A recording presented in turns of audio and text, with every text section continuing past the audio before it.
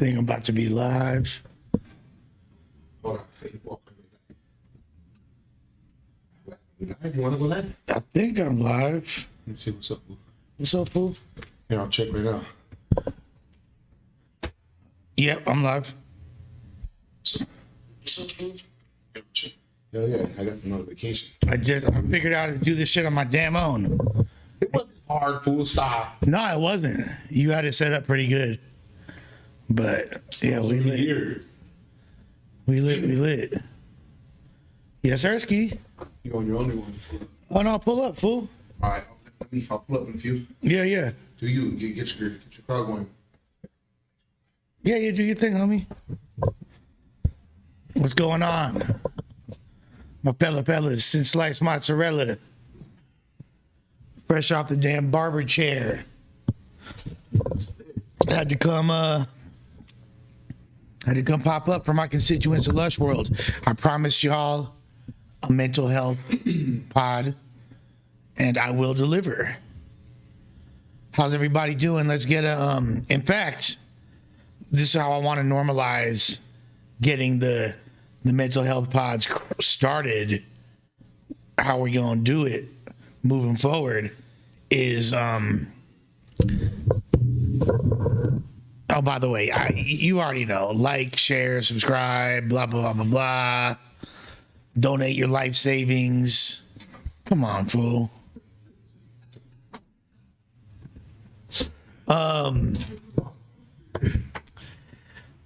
So I want to educate y'all on what I learned as far as a sign of emotional intelligence is learning how to properly tap into our emotions and being able to recognize them. So, and this is going to come up in a little bit, but I just want to, we're going to do a mental health check, a little wellness check. And what we're going to do is we're going to use different identifiers, emotional identifiers that we got to recognize and acknowledge what our emotions are. Now, keep in mind, I'm educated in mental health because I have mental health issues and have been in treatment for the majority of yeah, the honey packs ain't no joke. I'm about to be off a honey pack Friday night. You feel me? Latina, there comes. Okay, perfect example. So the different emotions that we have on the, I don't want to use positive or negative, but I think that's just like the most base way to understand it. There's joy, there's brotherhood, which means us feeling connected to one another. Could be sisterhood too, for referring to if you're a woman or that's how you identify. There is joy, brotherhood, gratitude. Those are like the three primary positive emotions. Excitement, all right? Then the negative ones are fear, anger, sadness, shame, guilt, and anger. Fear, sadness, shame, guilt, anger, and I believe there's one more. Those are the primary ones. Now, like, if you look at, people could be like, what about confusion? Where does confusion come in? Confusion is not an emotion. Confusion is us trying to make sense and intellectualize what our emotions are. Okay? So what we're going to do is we're going to do a mental health check-in. So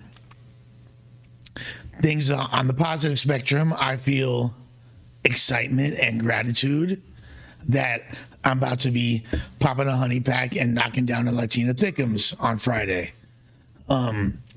I feel fear that I was actually going to be on watch today, but I'm doing this instead because I feel like it was important. I don't care, regardless if it's a big audience, small audience. These mental health pods are really important, and the response I get, the messages I get regarding them, that's more important to me than anything else. Like, I don't care how many super chats I get. I don't care how many viewers, as long as there's one person watching who needs to see this. That's what's the most important to me as far as this right here. But yeah, I was gonna be, Avo hit me, he wanted me to do a live with Ilmac on the Ruin Your Day platform, but jealousy definitely is the sixth one. Thank you, awesome person, AP, for that. I feel fear over certain financial stress that I'm dealing with right now. I feel fear over the fact that I am about to be done with all of my psych medication. And, you know, I'm already raw dogging life from lack of mind altering substances, but the fact that I'm no longer going to be having these mood altering substances, I'm very scared about what that's going to look like. I feel anger regarding the way that I feel like I've been unjustly treated in certain instances. And that's it. That's my mental health check-in. What about y'all? How are we feeling using the tools that we just learned? How do we feel?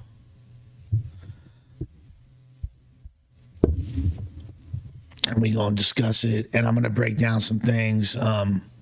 One thing that I've realized recently is it's important for me to have faith in God. And when I say God, I mean that's my higher power. That the people that are in my life and being removed from my life, it's happening for a reason. And there's a lot of people that I often want to ingratiate myself to or feel like I want to force a connection with, even though it's not legitimately there. And those people, there's like God finds a way to remove them from my life. And I do feel gratitude for that. My boy Leo King said, I feel fear my health won't get better. The daily struggle, and when it's hard, it's hard. Hey, you know what? That is a legitimate thing to feel fear over. And at the end of the day, things that we can't control often are scary. And that's where, and for me, and I'm not saying this is what you should do, but for me, that's where prayer comes in. That's where meditation comes in. That's where trying to be as spiritually fit as possible comes in. So that's how I handle my scandal in that regard. I'm grateful for all the people that are coming in. You know what I'm saying? We getting our numbers up. We getting our weight up, not our hate up. Shouts to Emmy in the building. Leo says he feels some joy to be watching. Hey, that's good. We all, you know, we're all one entity. I am down to do some call-ins at some point today. But what I do want to do is break down something I feel gratitude over is where I was at compared to where I am now. And where I was at is even like what I had to do just to function on a daily basis. And my routine every day when I was in treatment, what I had to go through, and how arduous of a task it was, and how desperate, you know, the people are like often asking me, okay, you went to 11 different treatment centers before you finally got clean and sober. Now, granted, those 11 treatment centers were between the ages of 16 and 19, and it wasn't for damn near 2 decades later until I actually finally decided to get clean and committed to my sobriety. And that's when I made that decision to jump off the motherfucking, jump off out the nest and flap my wings and take off and make these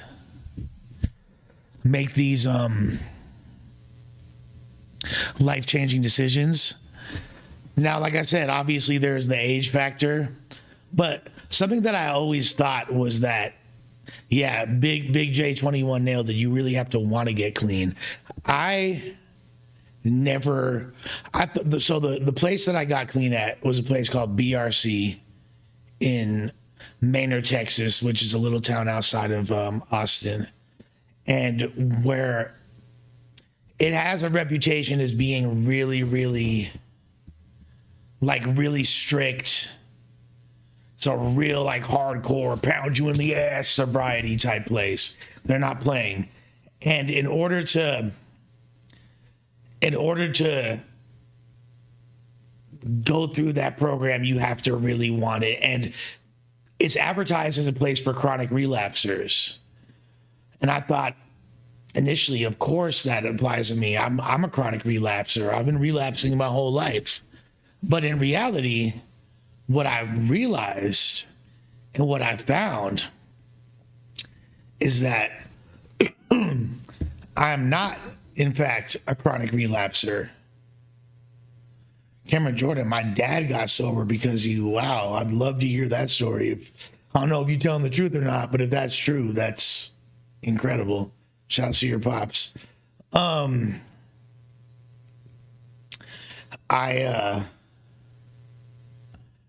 I thought, of course, I'm a chronic relapser, but then what I realized is I never relapsed. I've not relapsed once. I've been continuously using my entire life. Lice. Ain't got no lice, motherfucker. And any feigned period of functionality and not using and sobriety was me literally killing time in between the next time I could manage to not get caught getting loaded. All those brief periods of time where I wasn't using was either appease my parents, whatever woman was foolhardy enough to be in a relationship with me at any given time, or the state of California, or perhaps a combination thereof. Those were the only reasons that I didn't use. And I would be in treatment waiting to find some way to get high. I was doing anything I possibly could, from snorting drywall to smoking banana peels and toothpaste. And I don't want to give y'all any ideas, but this is literally the kind of things that I was doing in order to get loaded. I gave zero fucks whatsoever. If there was a way for me to pass a drug test, but I could get drunk, or, oh, this drug, like LSD, doesn't show up on a drug test, let me take that, whatever. I was doing whatever I could. And then as soon as I was in the clear and thought that I could get high, and even if I thought there was a chance I would get caught, I didn't care. I would still get loaded. I'm the type of dude that would smoke a blunt on the way to the drug test. Yeah, toothpaste, my guy. Absolutely. All the above. That was, yeah. I say that to say that the difference between this and everything else is this was my first, my only earnest attempt at sobriety in my entire life. Anything else was, I didn't want it. This was the first time I really wanted it. And Adolf L. Dio said, what was your spiritual retreat like? Oh, that's a whole, we could get into that as well. That's definitely something we could talk about. 1000%. It's about learning from your experiences and building a better you. These drugs put in our lives are made to keep us in the darkness and away from the light of God. Hey, Nick at Night, I don't disagree. I don't disagree with you at all. Yeah, I've got the Alex Jones comparison. I don't know, bro. I think it's a vocal tone thing. We from the I'm from the Husky Voice Gang. Tell us how I found religion. I was raised religious, but it wasn't something that was imposed on me. You know, I would go to church every week. Religion's kind of weird to me because my dad is mixed religion. My mom's Catholic. My dad is Christian and Jewish, although he was raised kind of without religion because his parents split up. So I was raised Christian. However, it was never something that was imposed upon me, but I always had like a sense of spirituality. But for the majority of my life, my relationship with God was more like foxhole prayers. I would pray out of desperation. I would pray when the blueberries and cherries are behind me and I'm getting pulled over. I would pray when no, my dad was a square. He never really partied hard until he got older. Like, nah, not at all. I would pray if the cops were behind me, if I was, getting in some type of trouble in a relationship, in work or school or financially, anything that was, if I was in like a state of desperation and I wanted to get out of it, that's where my relationship with God. I didn't realize that God was a relationship I had to nurture just like anything else. Hey, our first super chat of the day from What's the Dirt. He said it took 15 years for me of complete turmoil and addiction until I finally got a psych assessment. I was diagnosed with bipolar disorder and got medicated, took it seriously, and things changed. That's beautiful. Good for you. Yeah, I've had an array of diagnoses from the time I was a young ass kid. I've been diagnosed with damn near anything you can, and to the point where I felt a lot of shame around that. And then I just became super ambivalent and didn't care, and then just resentful against any type of therapy or mental health advocacy or anything like that. I didn't even care at a certain point. I was just like, y'all are all bullshit. Y'all are just trying to finesse. Y'all are just trying to get money. Like, I don't believe in y'all, especially when I went to juvie at 16, and the way I felt like my mental health and lack thereof was exploited, like that right there kind of was the final straw. Congrats to all y'all talking about y'all are sober, man. My boy Narcotic Savant said, been off heroin and fentanyl for 13 months. That is amazing. By the grace of God, you out here thugging, dick still attached. Come on, bro. You doing the damn thing. It's a beautiful thing. But I want to break down what happened in treatment and how it went for me, and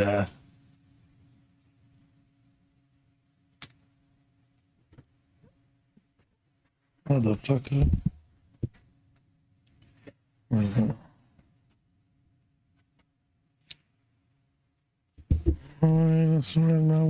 Here we go. Are you medicated currently, Les? You don't have to answer. Actually, I said it earlier, and today I am taking my last dose of medication, and I will be going back to nothing, which is scary. $5 from Saeed. Les, I know it's expensive, but would being in Lebanon with Diz or Dubai help? Not at just a mental level, but religious and physical, far away from temptation. I mean, Diz is out here in the San Fernando Valley. However, I would love, him and I have spoke several times about traveling to the Middle East together, and I would absolutely love it. I know that they be partying in both of those places, though. They might not have the same substances, but they definitely be getting down. And there's definitely heroin addicts and meth heads walking through the streets of Beirut. I've heard a lot about it.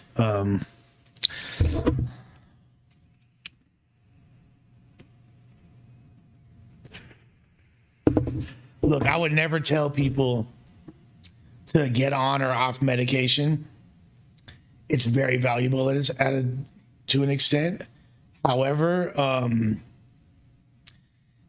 I feel like for me at a certain point, it compressed my emotions and made me not. It compressed my emotions and kind of just made me exist. And when your emotions are compressed, you can no longer, you might not feel the same extent of pain, but you can't feel the inverse of that, which is joy. So, so for me, being on dexedrine would be equivalent to doing meth. I can't take any amphetamine-based medication. I've been on all that at different times of my life, and I'm smooth. Shouts to the 96 viewers. We going up. I appreciate all y'all for logging in. We having for those that are just joining us, we're having a mental health podcast today, talking about what's going on. Yeah, I was gonna do the watch with Kyle, but you know what? He actually hit me earlier today. But yeah, shouts to Crazy Kate, man. But I decided that I had already made this commitment to all of y'all that I was going to be doing a mental health check, an update, and multiple people had hit me up about it. So I will want to honor my commitment to y'all. So I drove over here to link with my boy Rick at the pop-up and get it popping. Uncle Ronnie, $5. He said, Lush is very dangerous to abruptly stop your medication. It's always better to, yes, it is very dangerous. It's always better to do a controlled tapering. And that is a very valid concern. So I am hoping that this goes well. Somebody asked, does weed count as being sober? For me, weed is a mind-altering substance. So I can't smoke weed personally. So for me, weed is not sobriety, but it's different for everybody. I don't judge others on how they get down. If that's how you're able to live a manageable life. For me, I don't have that luxury. If I was smoking weed, I would go back to everything else, and it would wind up just being, come on, Rick, pull up, fool. All right, bro. Rick.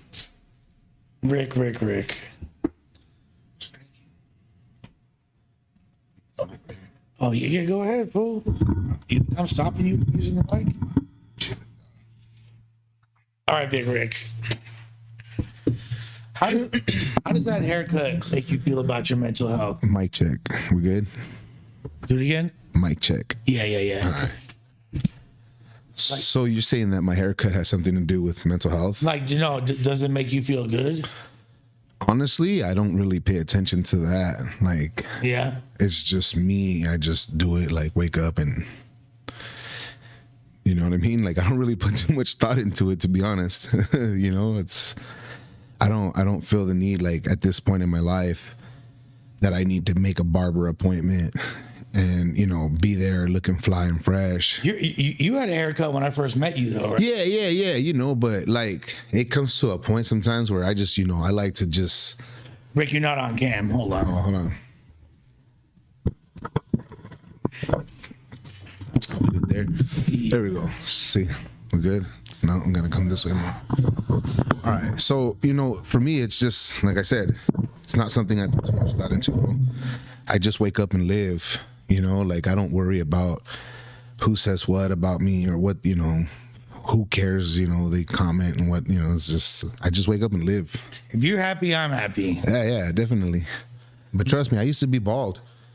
And I used to wear it proudly too, you know what I'm saying? Crazy bald head. Yeah, like, I used to shave my head every other day, bro. You know what I mean? I just keep it low and trim. It was just part of my routine, you know? I could shave my whole head and face and not even look in the mirror. Well, you know, I'm not fucking you, so thankfully. all you'd have to do is turn off the lights. I know. Good cellies lay on their belly, right? Fucking Lush, Good bro. cellies lay on their belly. But I mean, yeah, I'm not fucking you, but I think that if you had like, you know, if your shit was tight, you know, you'd be sexy. And now you know why I grow my hair out. Yeah, I get it now. So fucking people like you don't check me out. You fucking weirdo. $5 from Rob T. Appreciate you. Shout out Rob T, man. I want to, okay, now that we're both here, I could turn to the side. Y'all can still hear me, right? Y'all can still hear me? If you can't hear me, let me know. And I'll gradually look over. So the place I got sober at was in Manor, Texas. It was called BRC, which stands for Bringing Real Change. And before I got there, I went to a detox facility, which was called Infinite Recovery. I've been to all different types of treatment centers, like we discussed before, from city run, real janky, downtrodden, bottom of the barrel treatment centers where there's roaches and rats and people, you know, smoking crack in the corner. $5.50 for the dirt. I got to get back to editing a video, but you can always expect me to come through for a donation. Good work, Lush. I appreciate you, Mr. Dirt. 100. You are the man.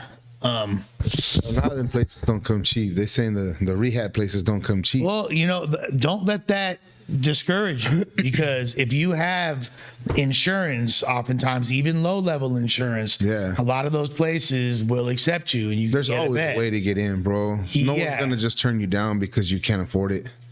The majority of the There's people, programs. there was people at my treatment center that there's all walks of life. There was people that were straight off the streets fighting cases, and there were people that were, you know, People on house arrest. yeah. And there's people that were incredibly wealthy too, and it was kind of every Weird to watch it all group together. yeah. So the place that I went to detox at was called Infinite Recovery. It was pretty chill.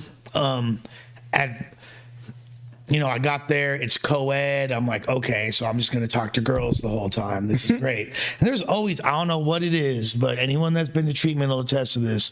There is always cute girls in rehab. There's always cute girls in rehab. I don't know what it is. We're all human, bro. There's bad bitches, like the majority of the bitches in rehab. Maybe I've gotten lucky, but like I get there instantly, I see some cute girls. The staff got some cute girls. I'm like, all right, this is gonna be chill. Had a great chef, so everything, all these catered meals. I'm like, okay, this place is pretty nice. And I'm like, I'm just gonna do everything they tell me to do, and I'm just gonna kick ass here.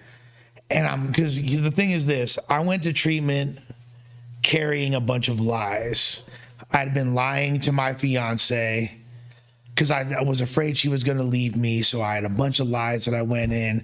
I was lying to all the people when I went in there, talking about I had a record deal, I'm this big deal rapper. And even though I was like, you know, on the lowest level my career had ever been and things were on the down, I was making it seem like I had shit together. I just got to overcome this addiction and I'll be smooth sailing. But really I had addiction is a 3-part disease, which I didn't know at this point.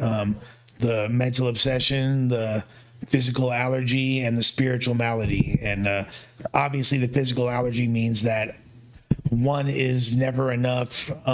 One is too many. One is too much, and 1,000 is never enough. The mental obsession means if I get high once, I'm going to be thinking about it and obsessing on it until I get loaded again. It manifests itself differently in every person, but for me, it would manifest itself in the mental obsession is the little devil whispering in my ear, convincing me that I'm not going to be okay unless I get high. And what can I do to get high? But you know, it's very easy to like succumb to those voices. You know what I'm saying? Especially when you're already battling, like, you know, in yourself, like demons and shit, because you're trying to like find yourself, but then you're trying to bury yourself at the same time with life's problems. And so it's like, the truth is that it's easy to just get high. And I seen somebody say something like, shout out to you for not breaking down through all this bullshit, you know? And that's really when it comes the most, right? The fiend, that's where the fiend comes in, bro. Like, why do I got to deal with this shit? I could just turn around and get high right now. But, you know, in your situation, man, your recovery, you've been through enough to where you stayed afloat on this, you know what I'm saying? Right. Shout out to you for that. Appreciate that. Alante with the $2 Lush talking about adult teen challenge. I'm not exactly sure what you're referring to. Please break that down, and we could possibly explore that topic as well as some others. The third part of the 3-part cycle is the spiritual malady, which is what people oftentimes refer to as the God-sized hole. It's the feeling of inadequacy. It's feeling like you don't belong and you're not right until we have an address. You can send things directly to the pop-up. We could, if you inbox me on Instagram, we could get that situated. But yeah, so all three of those things resonated with me fully, you know, all aspects of the 3-part disease. When I got there, like, I'm chilling. At first, the first night there, I didn't have a roommate. And I'm just like, I'm feeling myself. Everything's going well. Like, I went outside and I saw that everybody was at the smoking pit. That's where they're socializing. I hadn't smoked cigarettes for years prior to that. I want to say like 4 years. But I smoked so many blunts that I was still addicted to nicotine and because tobacco. of the blunts, yeah. But I didn't even realize. Right. But I'm just like, fuck it. Let me get a cigarette. Smoked a cigarette, was borrowing a pack from someone the next day, and then 2 days after that, writing a letter to my brother for a carton. You know what I mean? Like, and been smoking ever since. But smoking is bad, but I used to fucking snort meth off of toilet seats. It's a lot worse things I could be doing than smoking cigarettes. So, you want to know what's funny though? Like, about my personality, I have an addictive personality. You know what I mean? And that's why I'm afraid to try like different drugs, because I know that when I try something, if I like it, bro, like, it's a wrap, it's done. But I went my whole damn life without smoking cigarettes, dog. Mm-hmm. I went through 12 years of prison without smoking cigarettes. And I come home and go to a punk ass halfway house, bro. Mm-hmm. And then you're smoking. And they're like, you have a 7-day blackout period where you can't leave the halfway house except just to go like a 3-hour pass to get hygiene. And so if you're in that blackout stage, you can't take a 30-minute walk, you can't leave. But when they call a smoke break, you can go outside if you're smoking. And so I remember I started holding a cigarette in my hand, fake puffing to go out there. Bro, I was in that halfway house for 4 months. And by the time I left the halfway house, I was smoking 2 packs a day, my boy. Damn. Never in my life smoking a damn cigarette, dog. And that's when I knew that I have a problem. You know what I'm saying? Alante, yeah, that makes sense. I feel you, brother. That's addictive tendencies right there. Alante said adult teen challenge program in Texas, one in Magnolia, another one in Brenham, Texas. Come on, Lush, you know. Unfortunately, I got to be honest, I don't, but I now want to look into it. Somebody made a comment that stuck out to me. He said, 12-step programs talk you into the idea of helplessness, in my opinion. Well, for me, I was helpless. My life, I was powerless over drugs and alcohol, and my life had become unmanageable. So that resonated with me. And once I acknowledged that, that took away so much power. And then I believed that there's a higher power of my own understanding, God, could relieve me to sanity, and I surrendered. And I surrendered to that. I surrendered to that idea of what God is and that God could help. And in earnestly doing that, that powerlessness started to leap. Now I'm still powerless over drugs and alcohol if I use them. But if I don't, they ain't got no motherfucking power over me, right? So first night in treatment, detox, everything's cool. They put me on a really heavy loading dose of so I was addicted to what I was like going there for primarily. I was on a bunch of shit, but the things that I was addicted to were benzodiazepines and alcohol.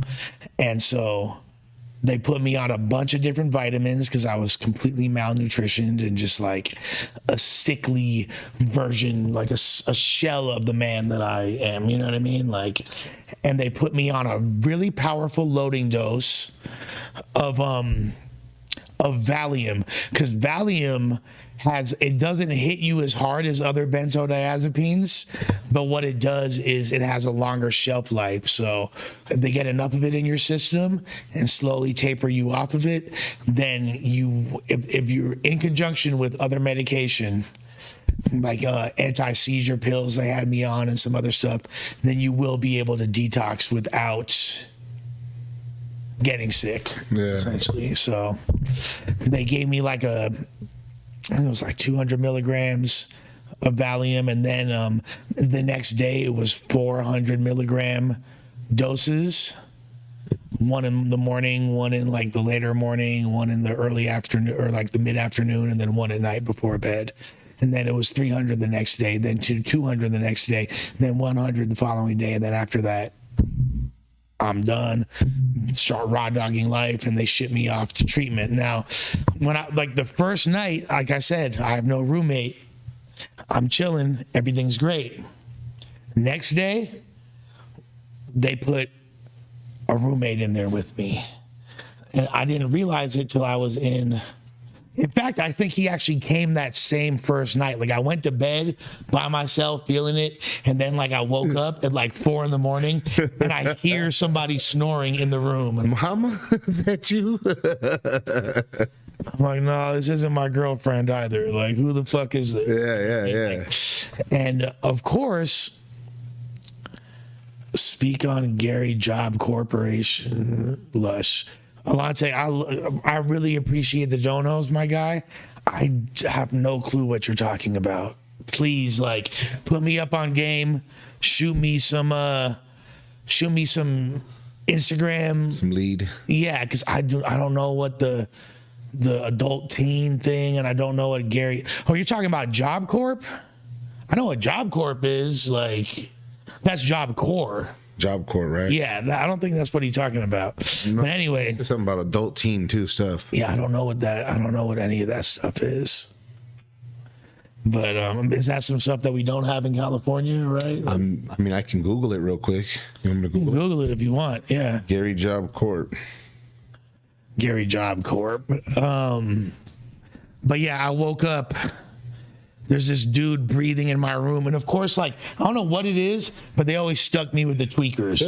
It's always like, so I'm going to go down who do you think are the most, of all drug addicts when you're in treatment, who are the most annoying, you think? So it says Gary Job Corp Center. It's in a training center in Caldwell County, Texas. Okay. See, I don't know about that. Find your ideal career path with free training in a number of fields at Gary Job Corp. It's a military boot camp. How do I feel about kids being prescribed Adderall? I mean, I think it helps a lot of them. For me, that was like just baby meth. What up, Lush? I miss you. I just got a job I haven't been watching. Thank you for popping up, Janet. Is it Jeanette or Janet? I'm going to say Janet. But either way, I'm glad you're here. Yeah. You back up to 99 viewers. Appreciate it. I noticed when I went off camera, the viewers went down when I was like off to the side. Yeah. I mean, I didn't realize that I wasn't. I mean, you look. Hey, appreciate you, Janet. You look spiff today, you know what I'm saying? You gorgeous. Now we back up to 100 again. That's kind of kind of interesting. Let's go, man. Run up the comments. Talk to us. You know what I'm saying? Share, like, subscribe if you haven't up. already. You know what I'm saying? Run it up. I'm not here to beg for donos, but you know it's free to like. So if you want to hit that like button, hit Free the to like subscribe button. too. Free to subscribe. So I was, of course, they put the 20 hucks. My boy Nick at Night again. Says surrendering and then believing is what led me to a spiritual experience while in rehab. The story is pretty crazy. You might write a book one day, but that experience was the realest thing that ever happened to me. God is good, 1,000%. Hell yeah. 1,000%. Yeah, that's similar to me. It was when I opened myself up. Now, even like, this might sound weird because people talk about spiritual experiences and a lot of them are like, it's more just like an internal change. Oftentimes it's not like a shining light moment or whatever. For me, I had some shining light moments. Saw like a cloud formation shaped like a heart. I saw, you know what I mean? Like I saw a bunch of cardinals flying. Like there's different things, but like some really impactful messages I got from God over the years was one time in 2010. The group that I was in, the rap group, me and my boy Plex, we were in a group called the Rollin' Rockers, and we had a slot on the Vans Warp Tour, and we wound up getting kicked off the tour due to some I don't want to interrupt you, homie, but I respect truck drivers. You got to give that for a shout out, homie. I know he would send you some money if he could. HB Cali 760. Come on, I'm a trucker on the road, tuned in. Much love, Lush. Man, hey, he's watching us while he's driving, dog. Shout out to you, homie, because I drive trucks too. Yeah, nah, for real. In fact, if you need additional trucking work, you might want to holler at Big Rick. He's the plug in the trucking industry. So, but I didn't mean to interrupt. No, you're good. Yeah. I don't mind shit. I'm just, hey, I just wanted to give him a shout out because I know he's driving. You know what I'm saying? House phone is out. All right, Alante, appreciate the $2, my brother. So yeah, I was in we're on the Vans Warp Tour. Got kicked off for some bullshit, and we were in Phoenix, Arizona at the time, and I was with the other guy in my band, my brother Plex, and we were walking. We had gone to McDonald's to get some food. We're on our way back. We had to smoke all the weed we had left because we're about to be at Sky Harbor Airport in a matter of hours. So as we're walking back, I was like kind of feeling bummed out and feeling like my career was going in a bad direction. Nelly Mendoza said, quit weed, got baptized a year later. I prayed for a baby, got pregnant 2 months later. God is great, great news. Come on. Naleli, appreciate that. I wound up, we're walking back and I'm feeling bummed out. But then I looked up in the sky and I saw a shooting star, not like a little teeny one, but one of them big, like green looking extraterrestrial shooting stars, Yeah. Not one of those, just fly across, illuminate the whole sky, and then it disappeared. And I asked my boy, and I was like, hey, fool, did you see that? Yeah. You seen that? And he was like, nah. He didn't see shit. He didn't see it. He wasn't paying attention. Right. And I knew right then everything was going to be all right. Wound up going back home, signing a solo record deal and putting out at the time, which was the most successful project I had ever put out. So God had something in store for me. I saw that same shooting star, a very similar shooting star, the day before I went to treatment. I was literally walking down the street and looked up and saw a shooting star. Now in Arizona, there's less city lights. Seeing shooting stars, beautiful at night out there. Yeah. Like it's really it's pretty common to see a shooting star, but in West LA, like we never have them. They don't exist. It's like damn near impossible to see a shooting star. But somehow, the day before treatment, I saw one. Yeah, now it's the first morning or the second morning in treatment. I have a tweaker in my room. he wound up being cool, but he started like saying weird shit off rip. This dude was like, he was like, yeah, I'm you don't mind if like I pray? And I'm like, no, of course, go ahead and pray. He's like, you know, I just like, I pray in a weird way and I have a really unique religion. And I was like, oh, I don't care. I was like, out of curiosity, what's your religion? He's like, oh, I'm a Satanist. Oh shit. So Right. so a meth addict I was like, this is where like I'm going to get my life straight. And there's a devil worshiping tweaker in the fucking, come on, fool. Like, Jesus Christ. That's crazy. You never saw a shooting star. You live in New Mexico. They be out there. We'll probably. Oh, I don't know what he's talking about. I think he's confused. But yeah, literally. So he's like, okay, this dude, he's like praying to his Wiccan god. And I'm just like, oh man, he turned out to be all right. But I knew I just had to like, and he started talking about prison and da da da da. And he like, when the first thing he did, I was like, what's up, bro? He's like, I'm Lee. Like he threw up a set. Like first thing, he was like this super yokel ass white boy. Turned out to be cool. I fucked with Lee, but you know what I mean? Like, yeah, like all the things I didn't want to hear. Like, Right. like yo, You're trying to recover. yeah, he's talking about gangs and Satan and crystal meth, and I'm just like, bruh, like this ain't it, chief. And then you know, obviously there's a bunch of girls there. I wind up getting really close to this one girl, and like we're flirting. I'm in a relationship, so I'm not tripping, but like she wound up getting all in love. Like we started really bonding to the point where when I was leaving, she started crying and all this shit. But no, we formed a good bond, and within a matter of a couple of days, I was kind of like the pillar of the community, because the communities turn over real quick there. It's just it's just a detox. Yeah, it's not like a rehab, like, you know what I mean? Like, but when I told he had a Satanist gang. He had some shit about like where was he from? It was like 45th Street or something. Like it was like he had like a 4 or whatever. It was somewhere in I think he's from like East Side Austin or some shit like that. I forget where he was from, but he was getting into all kinds of brawls, I guess. But this dude, when I told him, just to give a little bit of further insight about the reputation the rehab had that I was going to, when I told this fool, I was like, I'm going to BRC. He's like, you BRC? BRC? Be ready to change? He's like, that place is crazy. I know about that place. I've been to every single penitentiary in the state of Texas, and that place is crazier than anywhere that I've ever been. And you're fucking like, fuck, I'm on my way there. Oh man, like everybody else is going off to these cushy, 28-day programs afterwards. Yeah. My shit is a 3-month, like, so basically the brochure tells you it's a 30-day program. It's really a 90-day program.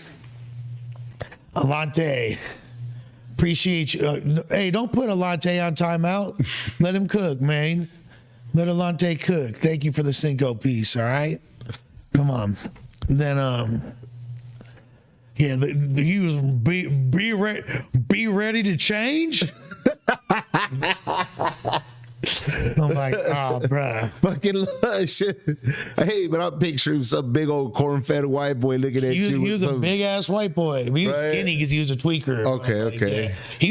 He was corn-fed, but he was more crystal meth-fed, if you understand what I'm talking about. Yeah, hell yeah. And he missing teeth, the whole nine. There's this girl that was there that I got really close with. She was a divorcee from Dallas. She had gotten into it with her husband, and he had left her, and she wound up drunk as hell out of McDonald's with her daughter and fell asleep, and then her daughter FaceTimed her dad, and she's like face down in the barbecue sauce. Like, that's who I got really close with. She was cute. How'd you end up in Texas though? Okay, good story. First of all, I couldn't go to any treatment center in LA. Like, I was way too connected out here. I didn't want to go where I knew anybody or anybody knew me. And my brother lives in Austin, has lived out there for, he lived in the Bay Area, then he moved to Houston, then he moved to Austin. And he was really connected with, he recommended a treatment center out there. So that's where I wound up out there. And it's good because I couldn't have gone to any treatment center in LA. Like, you know, whether it was Pasadena Recovery Center or any of the other just like city run facilities, like it would have been burnt. You know what I mean? Like I needed to get the fuck out of Cali. But bro, you think I care about anyways? Está pendejo ese güey. Yeah. You know what I'm saying? What is this one say? Spam. Yeah. Spam. Yeah. Well, we got mods to take care of that. But spam though, man. That's spam in the place where you were. So then finally it's time for the first day. They tell you it's going to be a 30-day program. Winds up being a 90-day program, but really, if you have decent insurance, it's going to be 120 days. And then they're going to try to sell you on aftercare, which I wound up doing all. right. And I'll tell you what, I wound up being very grateful that I did my final my final month. If I like that last month in recovery in the sober house, all the things that I had learned and all the tendencies that I thought that I had superseded came back and bit me in the ass. And it was like in a video game, you know, like when you're playing Mike Tyson's Punch Out, when you beat everybody and then you have to like go back and fight them when they're stronger. Like, right. First you fight Piss and Honda, but then you got to fight like pissed off Piss and Honda, and then you got to fight. You know what I mean? Like build it up. That's what like all my issues that came back, all my character defects came back, and I had to defeat them again. Oh damn, Killer Rex, you don't want to hear any blowjob stories? It's all good, bro. You'll get some blowjobs too one day, bro. I promise. $2 from my boy Saeed. Lush, did you have a gambling addiction? I gambled with my life. Was my gambling addiction. But I kind of stayed away for the most part from. I know that would be something that would wind up my personality and the type of tendencies I have. It would be a big thing for me. So luckily, I kind of avoided the gambling thing. I used to like to shoot dice and play spades, and you know what I mean. I play a little poker or whatever, and go to the casino and shoot, the roulette table, whatever. Yeah. It never was like my thing. I don't like losing money. You know what? But I think that's what drags gamblers in, is that they don't like losing. Because I have a gambling addiction. I love gambling. I like, see, and this is the denial part. I like gambling, but I don't feel like I have a gambling addiction.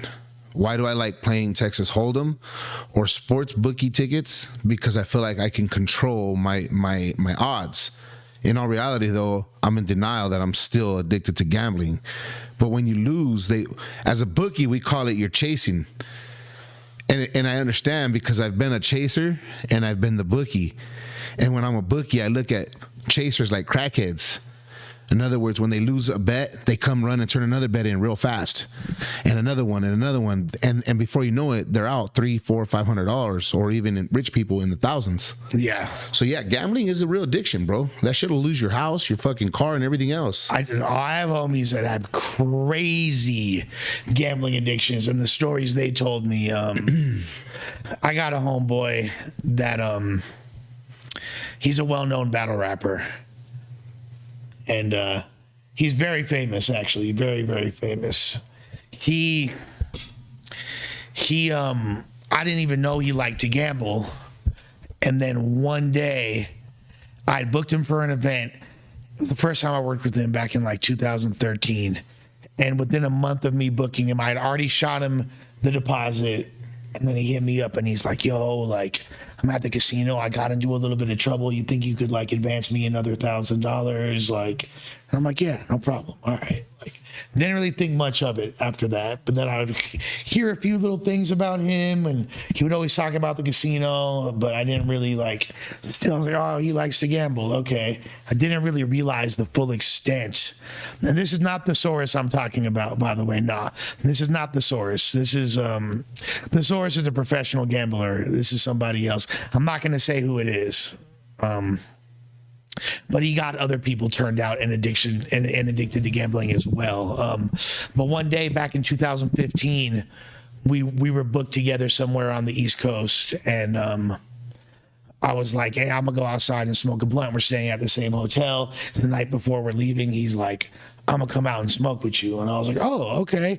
This dude didn't even smoke weed like that. So I was like, this is a cool moment. But at the time, you smoked. I smoked at the time. This is 2015. Right. Yeah. And he's like, yeah, I'm gonna smoke with you. And I'm like, all right, for sure. I was like excited.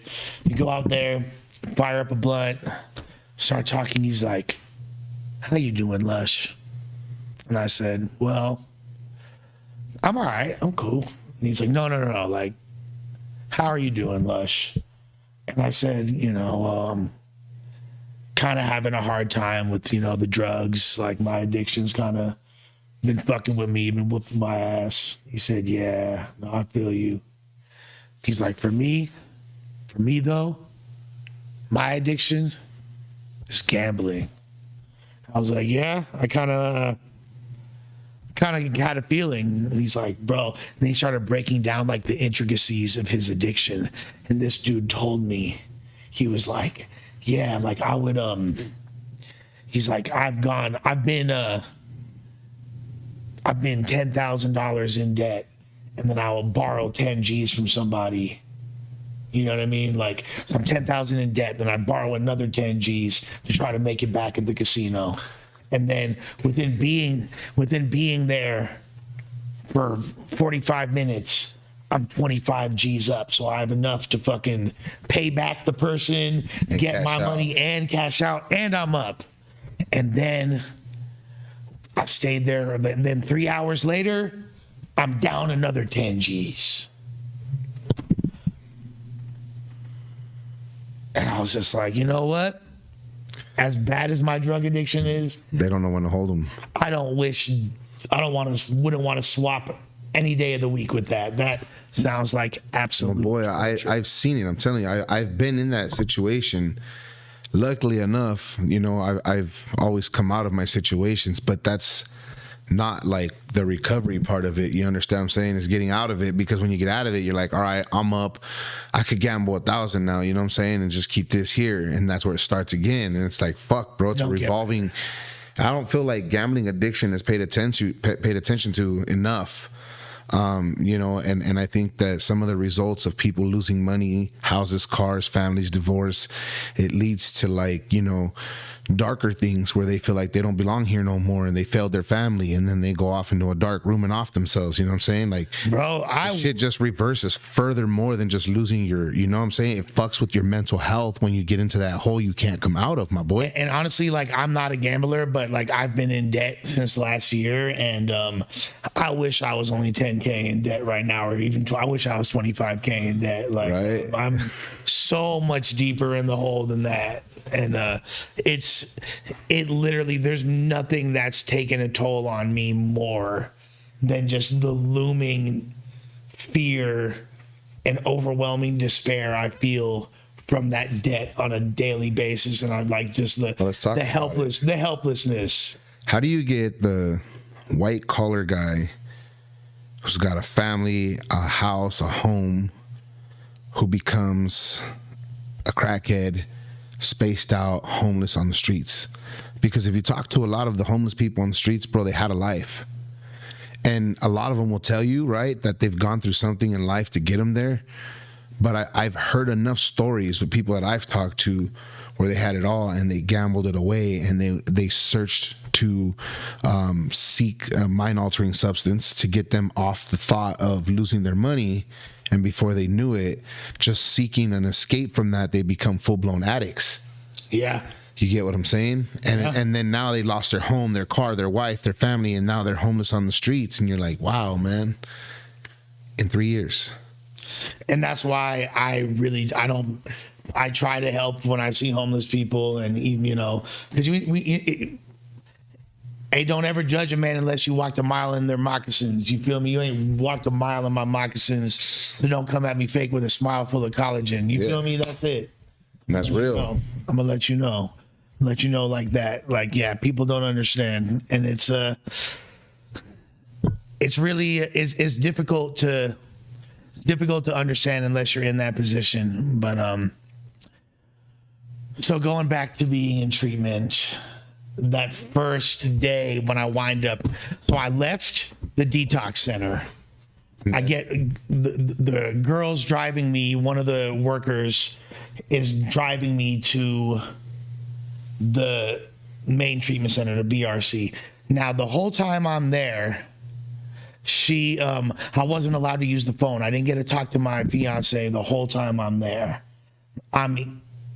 I'm like, yo, I see my cell phone. Could I make a call? She said, nah, like, just make a call when you get there. I should have been like, bitch, fuck you. It's my phone. Like, right. I'm making a call. You know what I mean? But they wouldn't let me. I'm like, all right, this is like already slimy. You know what I mean? First part of surrendering. Yeah. But I'm already like, damn, we're in the car. Bitch is like playing Puya in the car. I'm like, all right, like, what's going on here? We'll pull up to the damn treatment center. First thing I see as I'm driving down this, like, the property is really big, and it's on either side of the highway in this rural ass part. Anyone that's from Texas, if you know about Maynard, Texas, yeah, I was happy to hear the Puya in the car. I was like, okay, she kind of hip. She played some Pimp C. Like, I was like, all right, me in Texas playing Pimp C, cool. But as we're driving down the highway and we pull up, like, we're in, like, if you know what Maynard, Texas, it is like a podunk ass town. Like, you like, you'll hear like shotguns going off all the time. People partying, drinking in cornfields, just like shooting guns. You know, yeah. Like, it's either like super like redneck white people or like paisas. Yeah, you know what I mean? Like, on one side of us was paisas and a whole family of like paisas that abused their dogs that would like run off onto the property, and the other side were fucking super rednecks. There's like I'm seeing fucking Confederate flags as I'm driving up. I'm like, yo, where the fuck am I? You feel me? Like, this is crucial. To get there, the first thing I see is some like young looking kid, right? Way younger than me, shooting a basketball like this, doing like the most awkward basketball shot of all. Push, yeah. Little potty shot. And I'm just like, yo, what the fuck? Like, did he make the basket? Hell no, he ain't make the damn basket. And then I wind up going into the intake spot where they literally, like, there's a series of 3 or 4 different people asking you the same questions in different wording for the course of like 3 or 4 hours. And I'm just like emotionless. Now, keep in mind, like I told you, this is my first day without the Valium in my system. So I don't realize that I'm extra like sensitive, raw, and I don't even realize, right? But I'm just sitting there. They're asking me a million questions about my life. Yeah, you're right, bro.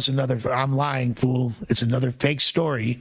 Well, don't pay attention to them fools. No, hey, they're right. I'm making this up. I have the most vivid imagination in the world. That, or you're a good freestyler. Yeah. You know what I'm saying? I'm a good freestyler, but nah, fool. Like, this is bam. Somebody hit you. $50 for Francis. God bless you, baby girl. Let me just give you a squeeze one time for the culture. Wow. Thank you, Francis. Shout out to Francis, man. I'm touched. I'm humbled. I appreciate the damn dono. We lit out here, man. Then as I'm like answering all these questions, I'm like doing it super emotionless. I'm not tripping on anything that anyone's saying. And then they're like, do you have any dogs? And just that question set me off. I start bawling. I just start weeping. You know what I mean? When she asked me, she's like, I'm sorry. Like, and I just started talking about how, like my ex, 279 for Chilean Gypsy, Lush One supporter. You're amazing, Lush. Never lack my GA. Appreciate you. Shout out. I'm from Chile too. Yeah. I was going to say, if that's a girl. Nah. Bro, you see they put up fake pictures all day long, homie. That's all people do. I don't know. But shout out for the dono, you know what I'm saying? Oh, no, Chilean Gypsy. Day one supporter. You inspire her though, bro. Santiago. Yeah. Francis is not a dude. Francis is a girl. Right? We've been through this. Oh, they keep arguing about this shit. So what happened, dog? Let's get back to this shit because I was over here listening. So started talking about the dog and how my ex, I have like 4 dogs out there that exes have, like little Chihuahua mixes that different ex-girlfriends have, and how like guilty and sad I was about that. So I started weeping, blah, blah, blah. Finish a little intake, get in a golf cart. So the first thing I do when I pull up, I'm like, let me use the phone. I need to call my girl. Yeah. Like, you'll be able to later. Da, da, da, da. I'm like, then they fucking take all my stuff and start going through my intake. Now, something that I thought was cool was that I had the wherewithal to, like, I remember opening it, like when I got to the first treatment center and they were searching me, when I opened my bag, they're like, damn, like that shit smells like weed. And it was like a really loud aroma. And I was like, oh, it does, but I didn't know where the fuck it was coming from. Then a couple days later, I look in the little cop pocket of my jeans and there was like half of a blunt in there. I'm still there. Yeah, and I threw that shit away. I threw it in the toilet and flushed it. Like, I was like, I could have got away with smoking it or it wouldn't have mattered because I'm still, but like, that was like a huge difference off rip. To be able to just throw it away and not keep it. Instead, you could have been like, damn, I'm here. Like, yeah, there's a million. Like, I never in my life would have, especially because I loved roaches. I was a roach killer. I was a roach slayer. But anyway, so go through the intake process. They have my bags, they have my fucking rhyme books, and they put them away and all this shit. I'm just like, oh, what the fuck is going on? Then they take me, once I go through the whole intake process, then I go across to the way to where all the residents are, and I see them, and I'm like, all these dudes look like pieces of shit. Like, they look like scumbags. I'm not fucking with any of these fools. And then and they're all getting ready, cooking dinner. Everyone's working together. I'm in the little main office, and they're like asking me more questions, and they're giving me my material, my little binder with all my shit. And I'm just like, bruh, like, what the fuck is this? And I'm like, yeah, this place is trash. And then like they're like, all right, so they introduced me to my buddy. I don't want to interrupt you, but I want on right in that topic where you're walking into this, center, and then you're looking at people, and right away you're like, damn, these people are trash. But like, how did you feel about yourself being there? Like, did you ever consider yourself if you were part of them like that, or they viewed you the same? I did not give a fuck. Or did you really like think you didn't belong there, but you were just there? I thought that I was like, this might not be the right place. Right. You kept thinking like, I could check out of here. But again, that goes back to what we talked about, the 3-part disease. That's a mental obsession. Yep. Trying to find an excuse, because really my inner addict was terrified because it could sense, the addict inside me could sense that this was a place that wasn't going to take no bullshit, wasn't going to tolerate anything, was going to make me uncomfortable, and was going to potentially make me actually get sober. Right. And I was so scared of that. The addict inside me was so scared that it was like, bro, like, this ain't it. This ain't the place. Get the fuck out of here. Like, you know what I mean? So I knew, let me grab a sip of my damn drink over here. Yeah, go ahead.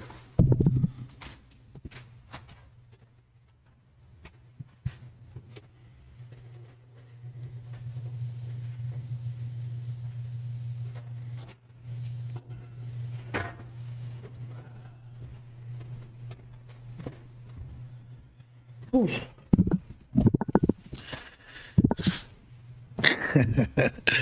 Urban Roots 84 said, quick mental health question, chat. What if you have a wife who drives you nuts? What I'll answer to that is,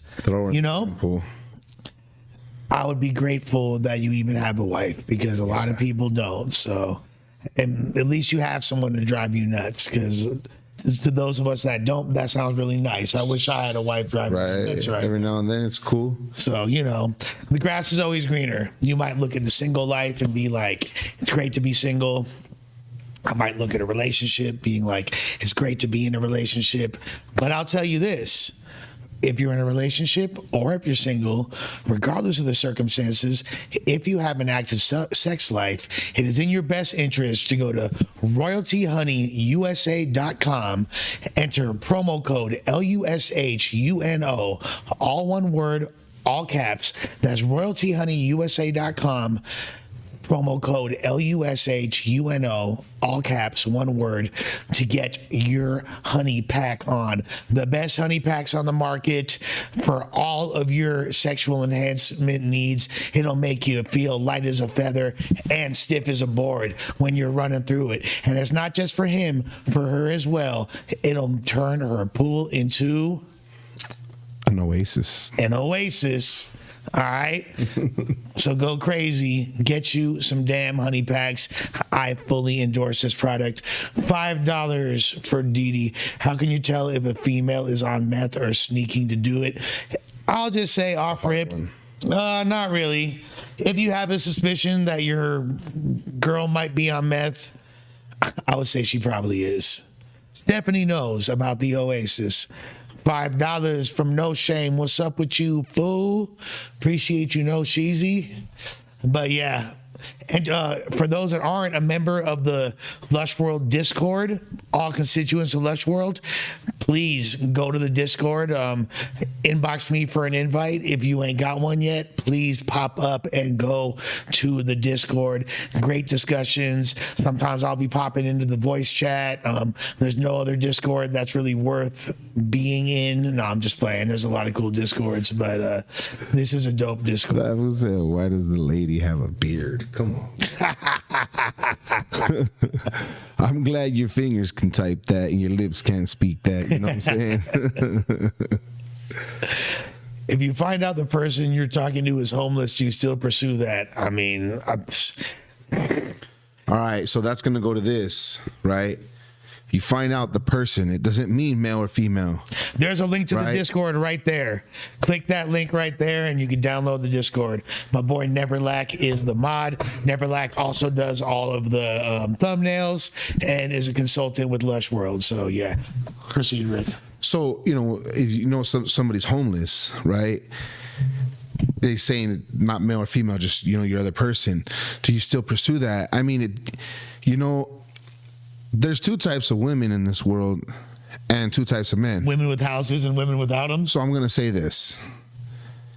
There's the women who will build with you no matter what, right? Because they love you. That's your partner. Yeah. But then I said it the other day, there's women that are going to run to the finish line and pick the dude who won the race. You understand what I'm saying? And so when you ask that question, do you still pursue that person? I mean, only you know what that person contains inside. Like, are they just in a bottom? Do they need help? Do they need support? Does it take somebody to come and uplift them and get them out of that situation? You never know, man. That person might have the greatest ideas. They're human, right? They succumb to something to get to that point. Yeah. So just because someone's homeless, I know people who sleep in their cars. I know people who, rent rooms in other people's houses and stuff like that, bro. And you know what? They're on their way back up, building their themselves. So, yeah, I think that is, there's not just a blanket answer for that question, and there's varying degrees of homelessness. There's she's couch surfing, or is she living in a tent? Right. I'm personally not fucking Netflix and Hulu all day, breaking nails, talking about I need a new phone. $, shouts to Barrio Logan. Much respect. Carnal, come on. Yeah. So then it's like, okay. They have, like, when you get to the spot, they give you a buddy. And the buddy's a person that's supposed to, like, show you the ropes, show you how to maneuver. You know what I mean? I got you. Like yeah. you're like your big homie. right. Yeah. I met so they introduced me to my buddy. He's like, hey, my name's Nick. His name was Nick also. And he was like a big buff dude with long hair and a mustache, looked like a hipster. He had a bunch of like hipstery tattoos. And they're like, oh, we're gonna link you with this guy because he's from LA too. And I was like, oh, you from LA? And he's like, yeah. And I was like, what part of LA you grew up in? He goes, oh, like I didn't grow up there. I'm from Portland, Oregon. So I'm like, oh, you're not from LA though. You just said you was from LA, but you're not from LA. So instantly I'm like judging this guy now, and I'm like, you know what, fuck you. You know what I mean? Like everything that's happening, I'm finding something wrong with, you know? Yeah. And then they're like, okay, so we're gonna do our little circle before dinner. We all get in a circle.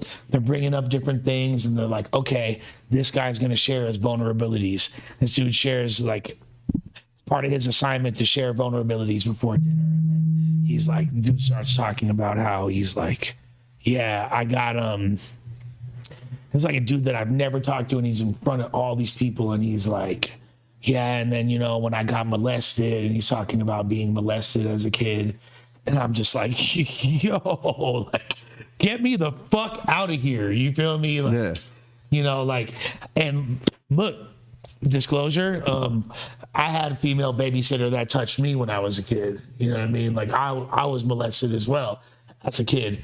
But this dude was talking about, like, his molestation was way grimier, and it was like, regardless, I'm in judgment. Instead of being like, damn, this dude's brave, I relate to him, I've gone through something similar, and we share this thing, and using that as a catalyst for growth and inspiration. I was just like, yo, what the fuck? Like, why is this lame ass victim talking about getting his booty hole popped? Like, you know what I mean? Like Hey, I remember, you know, not to jump off the subject, but I remember one time being in the county, there was a youngster trying to be too hard.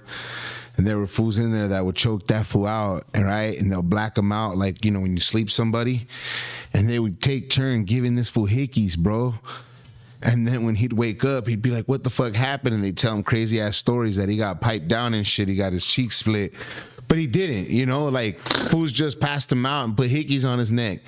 And then his girl had to come see him, right? And his mom, they're seeing hickeys on his neck in fucking jail, bro. Okay. Now, obviously, that's fucking hilarious. That shit was funny as fuck. Now, obviously, that's not as bad as getting your cheek split.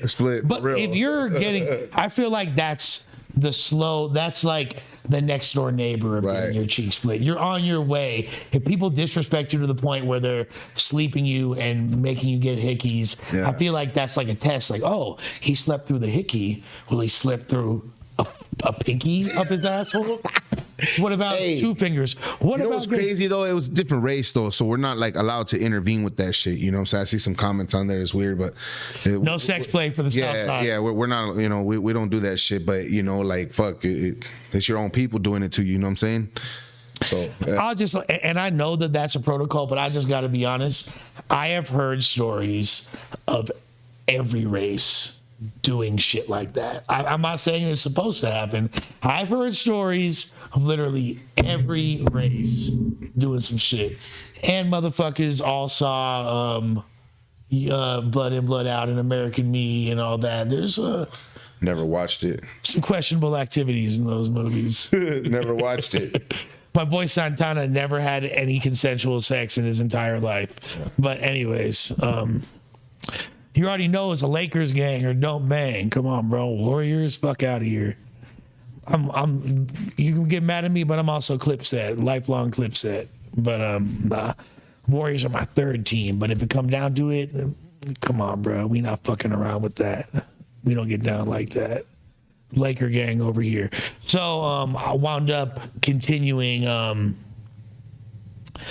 So like after I heard that, I'm like, yo, this place is really fucking weird. I'm getting more and more uncomfortable. Then we go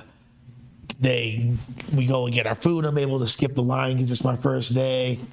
Sit down at a table. I'm like, I'm not relating to anybody. I'm like, this shit is fucking weird. There's one kid that I met from LA.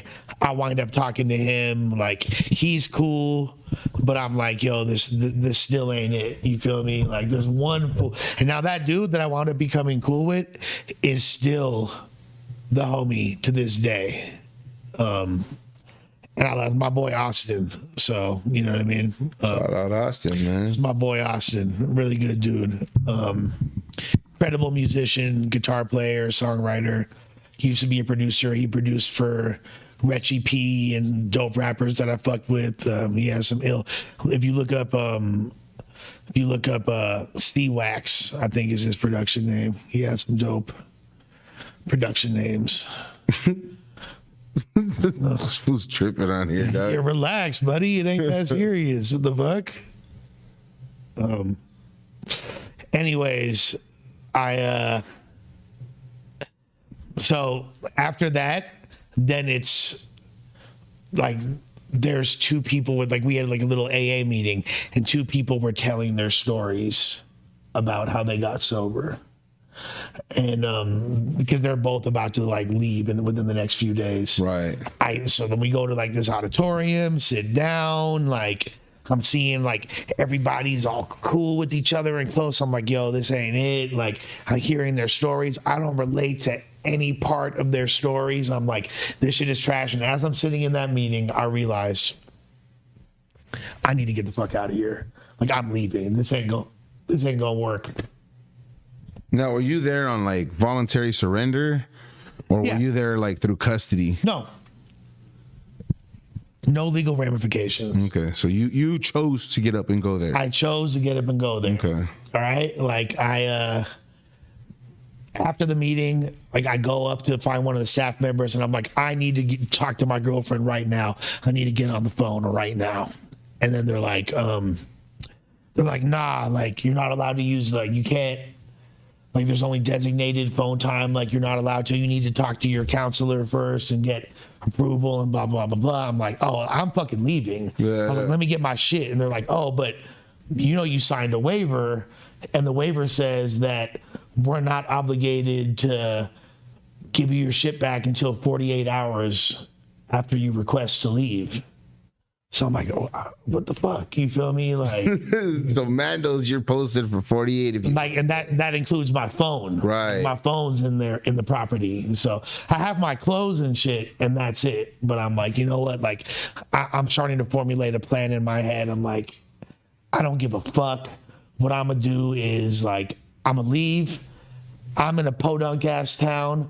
I know that if I make a left or if I make a right, either fucking way, I'm gonna hit a Walmart within a matter of miles because I'm in Podunk, Texas, and all they have is Walmart. So I'm gonna find a Walmart. I'm gonna get there, and I'm gonna talk to somebody, convince them to let me use their phone.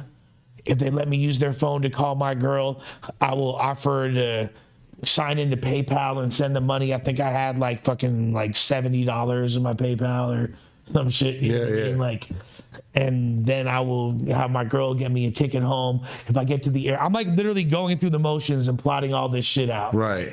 I'm like, if I get to the airport 3 hours early, I don't need an ID, and they'll let me board a plane, and I can get the fuck out of here, right? Yeah. Little did I know, if I did leave, then my girl would have fucking broken up with me. Really? Yeah. She was not fucking. She was like, this was the last chance of me saving my relationship. And so she says, like, she was like, if you would have left, I would have fucking left you, is what she said, right? So I'm like, all right. So as I'm getting her, I'm like, you know what? I'm gonna go gather my shit up. I'm Do you still talk to her today? Yeah. We talk every day. Even after we're split up, we'll see what happens, right? Then the day after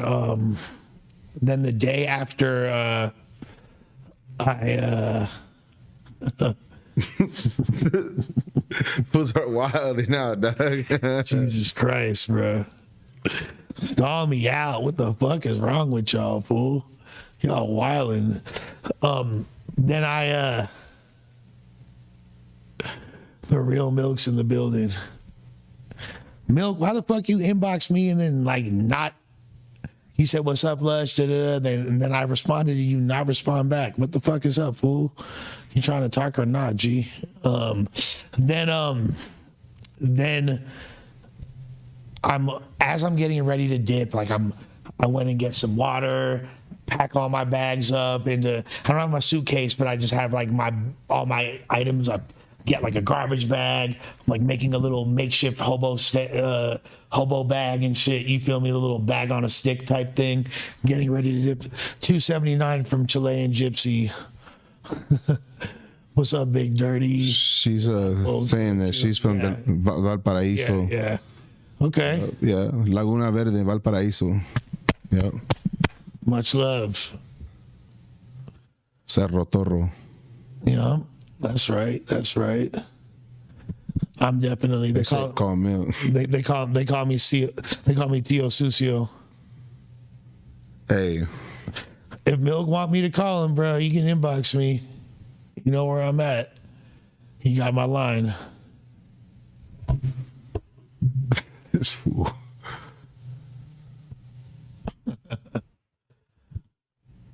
This is very, very strange. What's going on? We're trying to have a mental health podcast, guys, if you don't mind. This fool over here banging on fools. It's okay. What is it? Being Beckett's? It's not that serious. All right.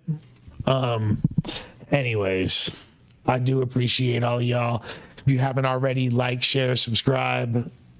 Much love. So as I'm getting ready to leave, literally I hear fucking coyotes in the distance. Like, "Ooh." And it's cold and it's dark. And You're walking away already? I'm like about to start walking away. Okay. And I realized like maybe I shouldn't leave. You know, I'll just, them coyotes, like, I'll take my chances with the fucking hicks, but you know what? Like, I'm a city slicker. Like, I'll survive if I have to, but this is not my element. Some old Jeepers Creepers type shit. Yeah, it just wasn't even it. So I'm like, you know what? Let me just take my ass to bed. You know what I mean? So I go. Everybody is Friday night, so they're watching movies and all that. I go into my room and I'm getting ready to. It's like early. It's like 7:45 at night. But I'm like, I need to get the fuck out of here. So close the door. And the last thing I hear, I'm overhearing two people talk, right? I hear it's like, "Hey, bro." The other guy's like, "What's up?" He's all, "I love you, man." He's like, "I love you too." Just fucking out of nowhere? Or like talking to each other? They're talking to each other. And, and they're like, and like that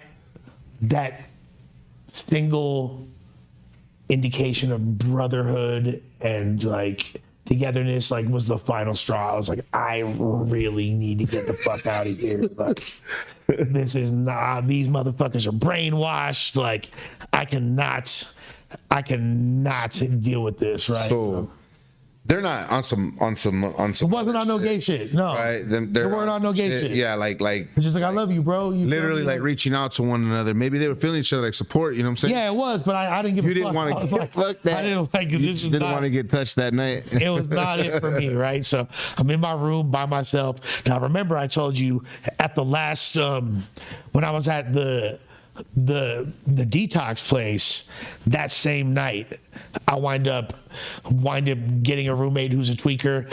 They must be just, the facilities must have just sensed the fact that I had done crystal meth, because every single time I had the crystal meth, the roommates. But we'll get into that later. That wasn't quite at this point yet, because I literally wanted to get the fuck out of here. I was ready to dip.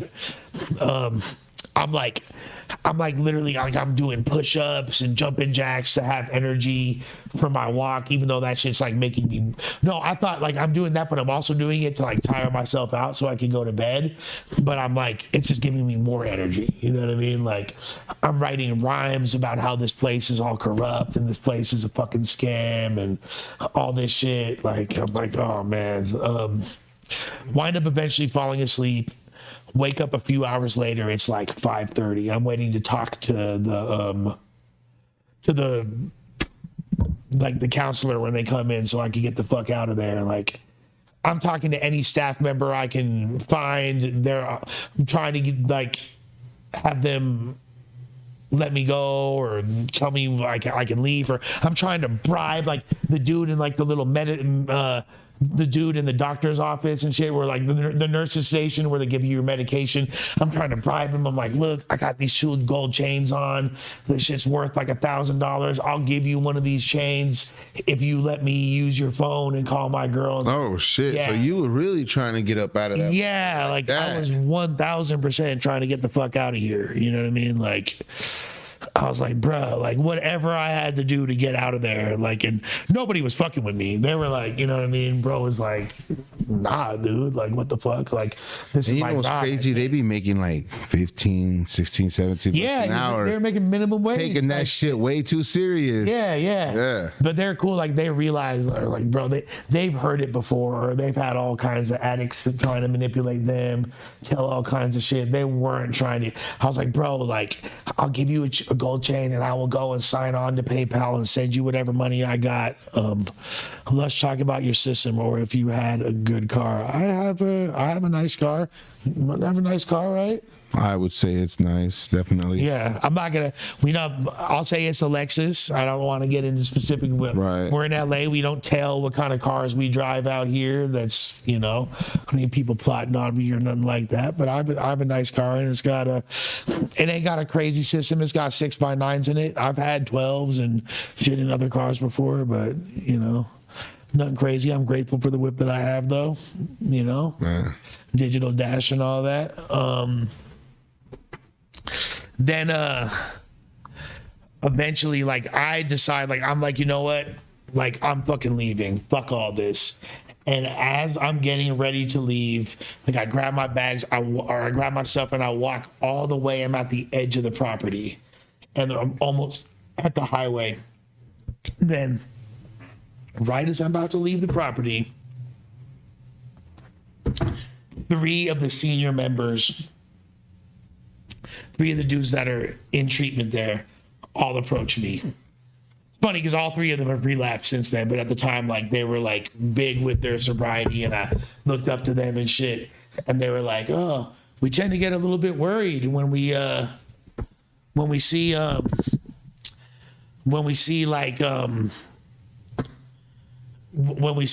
new guys at the end of the parking lot." And they're like, "What's wrong?" I'm like, "Bro, I'm fucking leaving. Like, there's nothing y'all motherfuckers can say." And they're like, "Look, just wait till the end of the morning, talk to your counselor, blah, blah, blah, blah." And I'm just like, for somehow they convinced me not to dip right then. And you went back. And I went back, and I wound up talking to my counselor. And I think because it was family weekend, I think like family visits were I think it was like either every month or every other month. And it was like, so if I wasn't obviously allowed to have visitors because I just got there, but if you're there for more than 30 days, you could have visitors or whatever. I wound up never getting to have visitors because of the pandemic, but the pandemic started like. Oh, so this wasn't even that long ago. I went to treatment. I'm 3 years clean. Yeah, okay, so I went to yeah. treatment in February of 2020. My last day using is February 2nd, 2020. That was my first day in treatment, and my sobriety date is February 3rd, 2020. So yeah, not that long ago at all. But yeah.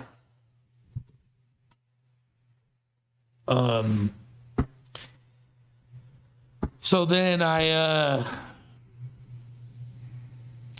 wind up, because it was the family weekend, and because they had like this whole protocol and they didn't want somebody to be leaving that day or making like a bunch of noise, they wound up allowing me to call my fiance.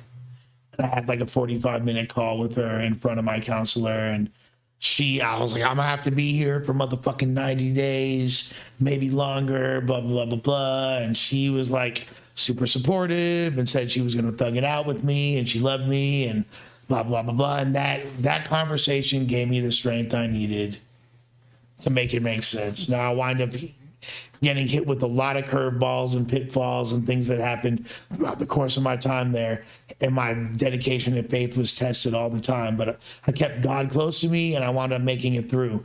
Now, what I want to do is give everybody a rundown of what one day in A program in that place was like, and just how fucking dedicated and crazy, like, the fact that I was doing this on a daily basis was. But at the end of the day,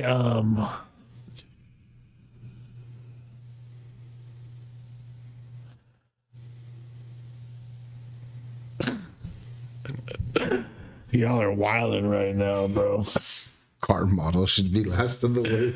What are y'all doing? Fool? Like, y'all really? Hey, but they having fun though, man. As long as y'all having fun, You know what I'm saying? If your mental health is good, we good. yeah, at the end of the day, I appreciate all the viewers, good, bad, and ugly. And even if you're here just to be a shithead, I would even hazard to say that there's something that's attracting you to a mental health podcast where people are being open and honest with their emotions. And whether or not that makes you uncomfortable or not, I hope that you glean something positively from it at the end of the day. Man, telling you, bro. All it took for me was an overdose. Yeah, I had several of those. I had several overdoses. I'd like to hear about your overdose, though. It was on coke, bro. We were, back then. I used. Oh yeah, you told me this actually, but Yeah, I used to be heavy into like. So for me, it was all about pot, like weed, and that's all I did was smoke.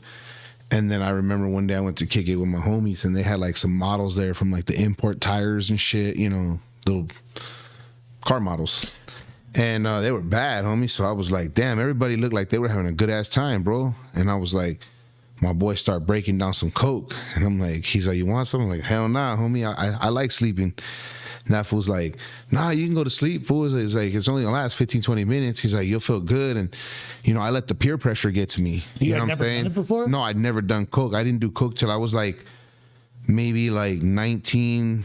So your first time, 20, yeah, like 19 and a half, so 20 your years old. first time doing blow, you overdose. No.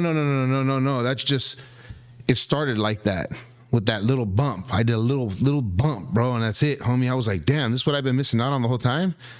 And then like, my ran lasted like 6 months, bro. I just literally went through. It was October 11, 2001. I hit that shit so hard that night. Me and my boys were partying, and now I'm a full-blown coke addict, right? I'm like, fuck pot, this, that, And then when we didn't have coke, the first time I tried meth was because I was chasing the coke high when I didn't have coke. And my boy was like, yo, that meth, homie, you just get one line. It's like 5 lines of this. And I'm like, for reals? He's like, yeah. So I'm like, man, I hit that shit. And I'm like, okay, and then we're up for a whole fucking 30 couple hours. And I'm like, bro, I can't sleep on this. You just see a light turn on and off, and you realize, oh shit, that wasn't a light. That was the sun going up and My down. boy, it was crazy. Yeah. How much shit happens at night when most people are asleep, bro. I was amazed. We went like from Palmdale to the Santa Monica Pier and back. Anyways, that night we're watching like fucking Scarface in my room, bro. We're young and dumb, and we had a nice amount of coke, and I spelled my name out on the table, dog. And I was like, fuck it, I'm gonna hit this one. And I hit it all. I tried to clear one nostril, bro. And when that shit hit my nostril, I didn't even get like halfway done with my name spelled out, We're just doing some dumbass shit, 4:30 in the morning. We used to do the names. Bro, I tried to go hard. I stopped. My homeboy looks at me, and he did his shit. And I finished the rest of that shit. And then all of a sudden, I'm sitting there, bro, and like, my boy's like, hey, fool, do you have any weed left? And I'm like, bro, we don't got no weed, homie. We're fucked. And he's like, we need something to cut this shit. This shit was hard, like good. And I'm sitting there, and I was like, all of a sudden, I'm feeling my jaw cranking left and right. I start feeling my chest tight. I'm breathing super fucking like light but fast. And then my ears just boom start ringing. my fucking eyes start flashing, and then I just had a fucking crazy pain go from my fingers like up to my arm. You're having a heart attack. Right, bro. I'm telling you how much fucking coke I did, right?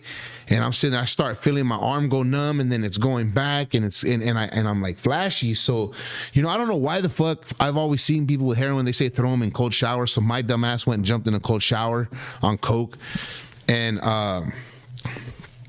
that shit, like, it was crazy because I jumped in the shower and I think the cold air got me to catch my breath, and I was like, ugh, you know what I mean? And then the minute I turned the fucking shower off thinking I was good, the shit just started playing with me again, bro, and I start fucking whatever, and I just remember blacking out, dog. Shower freezing cold, like, bro, it was just cold water, homie, and I just remember blacking out, bro, and my two homeboys that were there, these fuckers picked me up and took me to the hospital, and they dropped me off in the front, took my wallet and shit and everything from me, left me as a John Doe. My boy's like, yo, this fool OD'd on coke.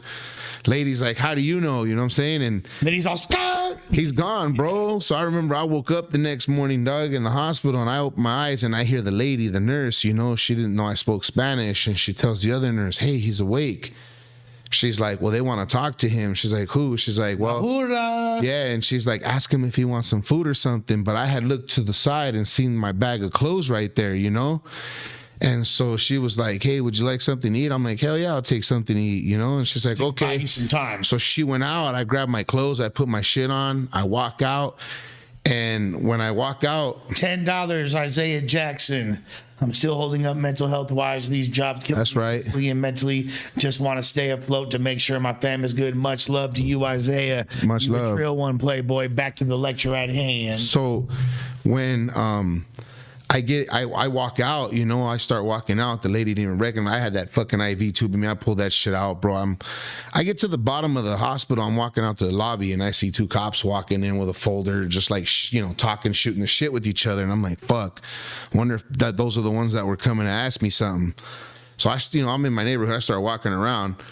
And maybe the nurse did recognize you, but she just wasn't trying to. Probably because they're cools in the hood, you know. And then I get the cordless phone, the what do you call it, payphone, and you know, this is back in you know, late, this 2001, right?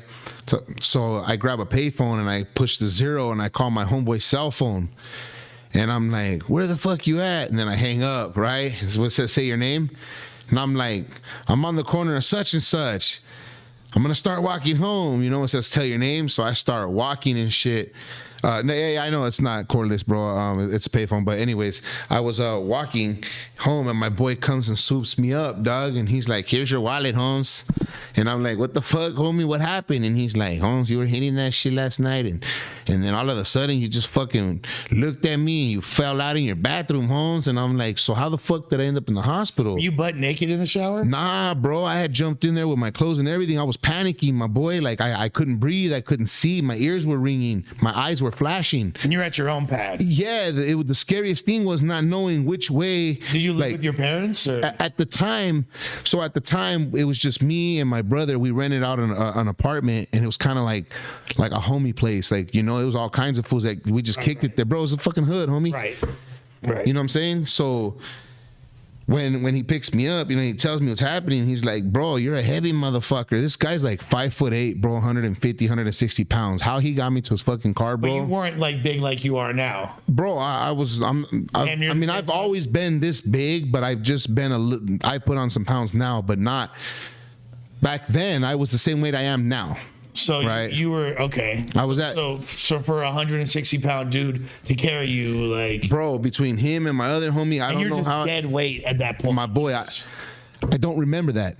All I remember was just falling in I see my shower, everything was flashing, and my ears were ringing, and then I just, you know, that's it, bro. I was out. You know what? I'll say this: by the grace of God, you survived, and really, your homies handled that like some G's. Yeah. Oh, I mean, bro, I understood when he said, here's your wallet. I understood. He said, yeah, my brother OD'd, and the first thing they wanted to do was interview him and see where he OD'd at. And he's like, and I'm not going to let them go back to your pad. You know what I'm saying? So, you know, after that, October 11th, 2001, I have never, ever touched a man-made drug again other than weed. Yeah. even through my journey in the system out here, I have never touched anything else man-made. Coke, meth, pills. That shit scares the fuck out of me, bro. Yeah, it's not like, honestly, I'll say that for me personally, if it wasn't for Narcan being in the crib and my homies having Narcan and bringing me back to life, I would not be here. Damn, bro. Multiple times. I've OD'd multiple times on pretty much, I've OD'd on everything you can OD on. I mean, I've never like OD'd on crack, which is pretty difficult to do, but I've OD'd on coke. I've OD'd on opiates. I've OD'd on ecstasy. I've OD'd on just different downers. So yeah, had alcohol poisoning, all the above. But ooh, we ain't got to live like that no more, Big Rick. Man, I'm gonna tell you something, bro. You know, everybody has a different recovery journey, and my recovery journey, it's a little different. You know, I can't say that I checked into like sobriety homes and shit. You know what I'm saying? I just hit rock bottom, bro. Literally hit the concrete as hard as you can. I had nothing else to lose, bro. I was, you know, locked up, and yeah, you went to prison, right? That's what I'm saying. Yeah. Like, you know what I'm saying? That's a whole other thing. Now, I will say, all of the constituents of Lush World in the building, we appreciate y'all rocking with us. You feel me? Hit that like button, subscribe, comment, share the link, all that. You feel me? Join the Discord if you haven't at this point yet. Rock with us. We appreciate y'all immensely. Yep. This shit is dope. I hope if drop a cocaine bot emoji in the damn chat. Drop a heart emoji if you have gleaned something positive and this has taught you something.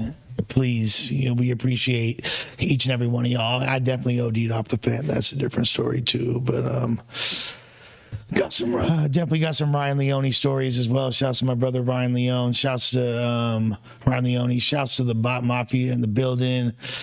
Anybody that's made a donation, if you do feel like making a donation, every dollar is appreciated. If you ain't got it, it's free to hit the like button. We appreciate y'all even rocking with us. Lush World, we got some big things on the horizon. Huge interview next week. Saeed said, Lush, can you speak on addiction as a youngster? I mean, my addiction started at a very, very young age. Addiction is a 4-part disease. There's 4 steps, or like 4 phases of addiction. There's fun with consequences with fun, and then consequences. I graduated to them later stages very, very early. I started smoking weed and drinking and things like that when I was just 12 years old. Got arrested for the first time at 13. Went to juvie when I was 16. So, you know, it started really, really young. Being from West LA, we have access to a lot of things. There's a lot of drugs around us. It's the place where all the drugs pretty much come from in the city. People are really fast and grow up really quick. And that's kind of started at a really young age, you know, and it got progressively worse. So that's just kind of how it went down. Yeah, moment of silence, prayers for all the addicts that are still suffering.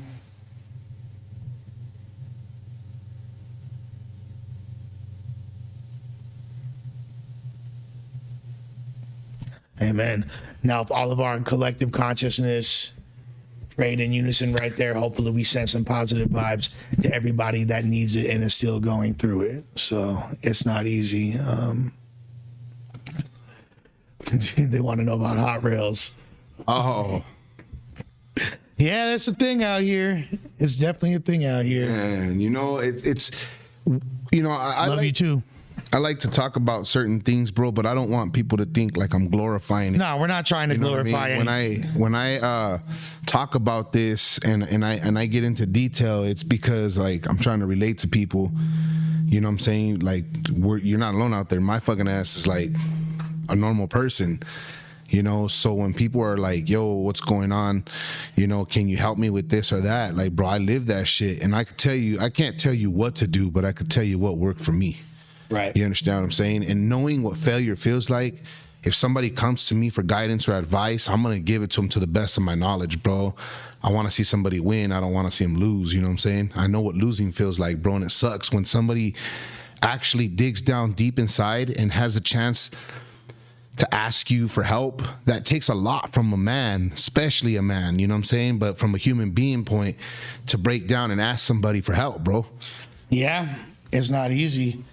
Another 279 from Chilean Gypsy. Here's a functional ad for 15 years of numerous drogas. Appreciate you. Much love. Yeah, man. Anyone that's suffering, we're here for y'all. If you're going through it beyond just the context of this live stream, there's people in this chat right now that I've never met before, but I am in contact with, that have my phone number, that we talk on a everyday basis and text back and forth. And I'm here for all constituents of Lush World that are going through it. So, you know, appreciate all of y'all. Yeah. We really do. We do. And we're He building. said it's just smoking coke. See, that's different type of hot rail. That's not what You talking about smoking coke? That's not what different, we homie. talking That's the about, cocoa homeboy. puff, bro. I'm talking about burning a glass. You know what I'm saying? Like getting that shit hot. The hot rail is You know? something very, very different. I know motherfuckers that their nostrils are fucking scarred from burn marks, bro, from hot rails. Vodka and You know? Yeah. hot rails. Yeah, dog. That shit. Yeah, bro. Ooh. Ugh. Makes me sick thinking about all that shit. Back to Shit made me want to gag right now, fool. we could do several. And by the way, Rick is a partner in Lush World. You know, he's a permanent resident, Lush World constituent. And you know, we got a lot cooking for y'all, bro. We just getting started out here. We just getting started. You need to take that? It's my dad. Yeah. Ooh. We've been live for almost 2 hours. Hope this has been good for y'all so far. I'm gonna keep the shit. Nobody's perfect. We've all, I've definitely exploited other people's addiction too. It is part of the process. It's an unfortunate thing. Yeah, if I ever had an experience with something that was laced, what? Too many times. Too many times. Yeah, love all the love the whole Lush World family, all the constituents. If y'all are not in the Discord yet, Stephanie, are you in the Discord? We need you in the Discord, for real. Isaiah, I'm not sure if you're in the Discord. We need y'all. We need y'all in there. But so a 24-hour period, basically what one of my days was like in treatment, because there's so many stories I could tell y'all about being in treatment, and so many different characters that I encountered and people that I was cool with. Oh, okay, Stephanie in the building. Isaiah inboxed me on if Neverlack is still in here, please post the link to the Discord. If not, Isaiah inbox me on Instagram and I will get you a link to the Discord. We need y'all in that motherfucker. So 24 hours in treatment. I would wake up, would have my alarm set. Now, normally there's like 6 of us in a room, not like in a quadrant, but literally like in one bedroom. There'd be bunk beds. There's like 6 of us in the room. Motherfuckers, if they stank, we'd have to get on their helmet. It was like a whole thing. Fools are sharing like communal restrooms and all that. Like the showers are like private, but they're communal and all that. There's 3 different dorms. I would get out. I would get up. My alarm would be set for like 4:47 in the morning type shit. I would get up, say my prayers, make my bed, because they would have like room check and bed check. You'd always have to have your bed made. Make my bed. Would go take a shower, brush my teeth, get ready. Would want to get in the med line by like 5:20 before it was super long. Would get in the line for medication, take my medication, whatever they were forcing me to take. And then even then I would like be getting vitamins and things like that voluntarily. Then I would go drink a coffee, have smoke a cigarette, and then I would be just in time for the 6 a.m. meeting, which I oftentimes was one of the people running. We do like a 6 a.m. AA meeting. After the meeting would be over at 6:45, I would then finish writing whatever letter I'd have to my girl and put it in the envelope because they would take the mail at like 6:50 or whatever. So I'd like get that knocked out the way. I would normally start before the meeting and then like finish writing afterwards. Then I would every meeting or anything you had to get to, you had to be there 6 minutes early, and if you were late you would like get in trouble and there'd be consequences. So it was like you'd have to get somewhere if the call time is 7 a.m. or whatever, you have to be there at 6:54, whatever. So then after that, the first thing we would do is there'd be like a little mini like morning roll call. Then everybody would have then we'd do chores. Chores consisted of things like you get different chores every day. It would be like take out the garbage for the entire facility and then take it to like and that was cool because the women's facility was across the way and you'd get to like ride in a car and like see the girls. So that was always nice. I called them weebelows because they were like, you feel me? They're like a herd of weebelows. They're like buffaloes. There'd be a couple of attractive ones, but mainly it was weebelows. And when I would see them walking by, I would go, it would be like, you feel me? I could just like hear this like horn, and then it would be like, like, I don't know. I have to entertain myself by making stupid jokes. But yeah, there was no way to have a rehab romance. Although at one point there was a dude that snuck across to the girls area and like wrote a note for them and told them to meet at a certain place, and he wound up getting caught up. But I wasn't tripping on the damn weebelows. You feel me? I wound up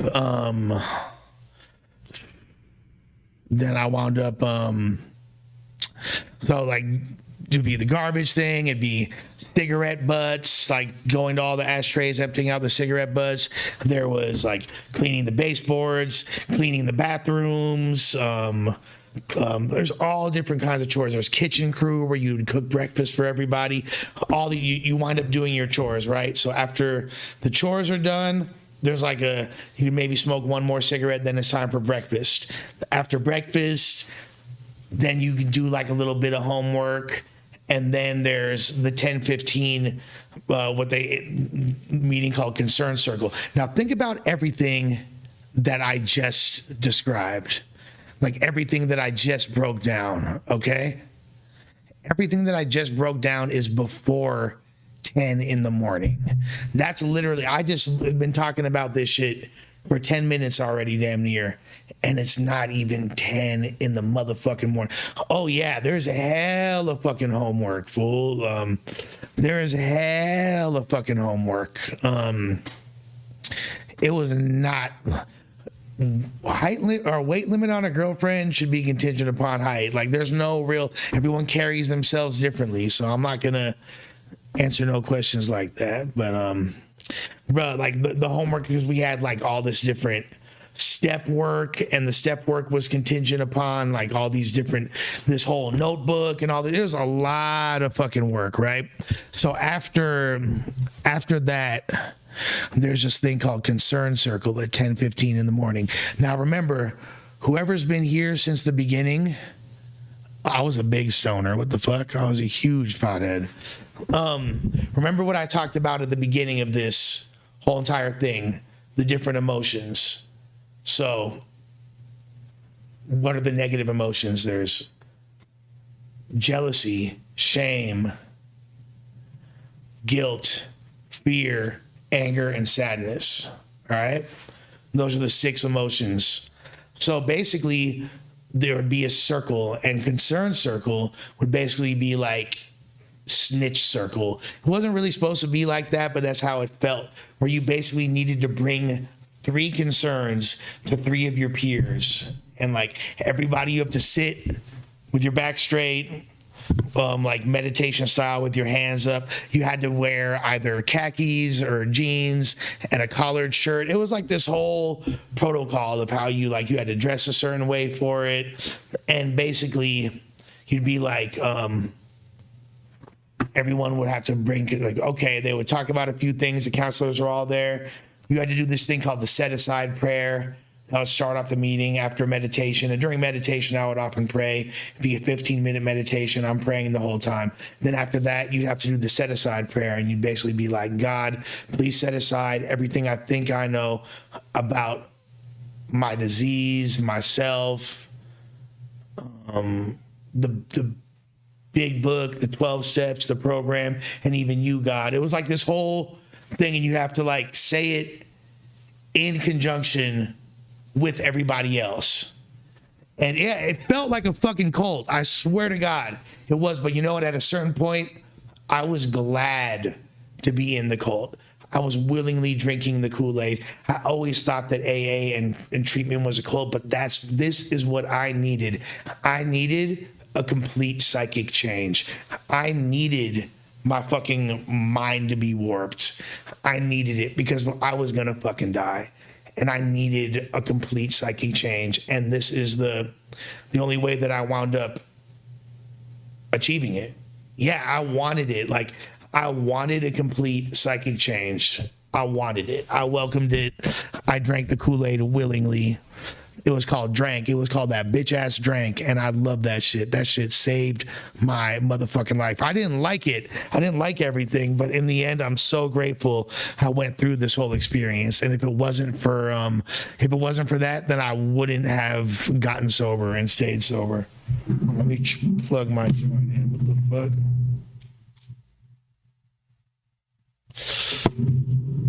I do sponsor others, absolutely.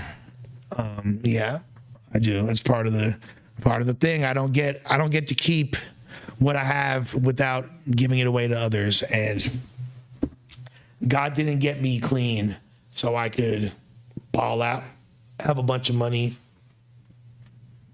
and flex on other people. God got me clean so I could help be there for his sick children. And so, you know, there were people addicted to steroids there. Actually, one of the people, the dude that I told you that was like my buddy that was getting me acclimated, he was addicted to steroids, and that shit fucked him up. He like finessed them into allowing him to like still be on like growth hormone, and he wound up fucking drinking with draws full of shit within a week of getting out. But yeah. But 100%. And I did get myself clean by the grace of God. I believe if it wasn't for God, I would not have gotten clean. And I don't have any ego or I don't have any reservation about that whatsoever. You know what I'm saying? Exactly. A higher power of his understanding. I feel you. Yeah, like I knew Ryan real good. Ryan Leone, R&B, that was my folks. That was my homeboy. He was on my damn album. You can send me DMs on IG. Absolutely. You can send DMs on IG 1000%. In fact, what I will do is in the chat, I'm about to post the damn Discord link for everybody that's not a part of it yet that is interested in joining the Discord. Boom, bye, yay. Wow. There's a link to the Discord. Buy you some motherfuckers representing money. Yeah, you can send me DMs on Discord. Absolutely. I will accept Isaiah. Send me another message and be like, yo, it's Isaiah. Just so I know. This is a jacket by Jason Dill's company. Fucking awesome. The skater who fuck with Supreme. I got it at some store in Santa Monica last year.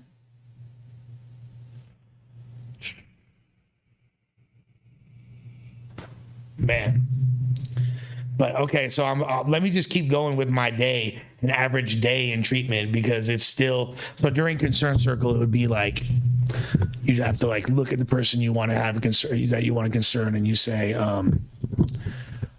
Lush, when you vape in the middle of a podcast, I feel fear, anger, and sadness. So it was like this whole fucking process. You wound up doing that.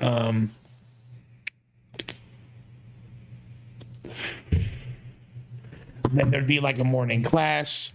There was like a 12-step group. You'd learn about different 12-step shit from different people talking to you.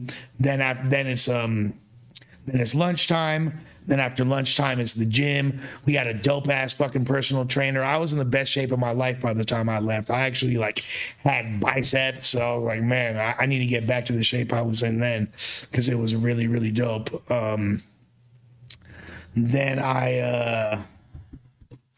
Then after the gym, it would be, there's another group. And this is like at 2 something in the afternoon or whatever.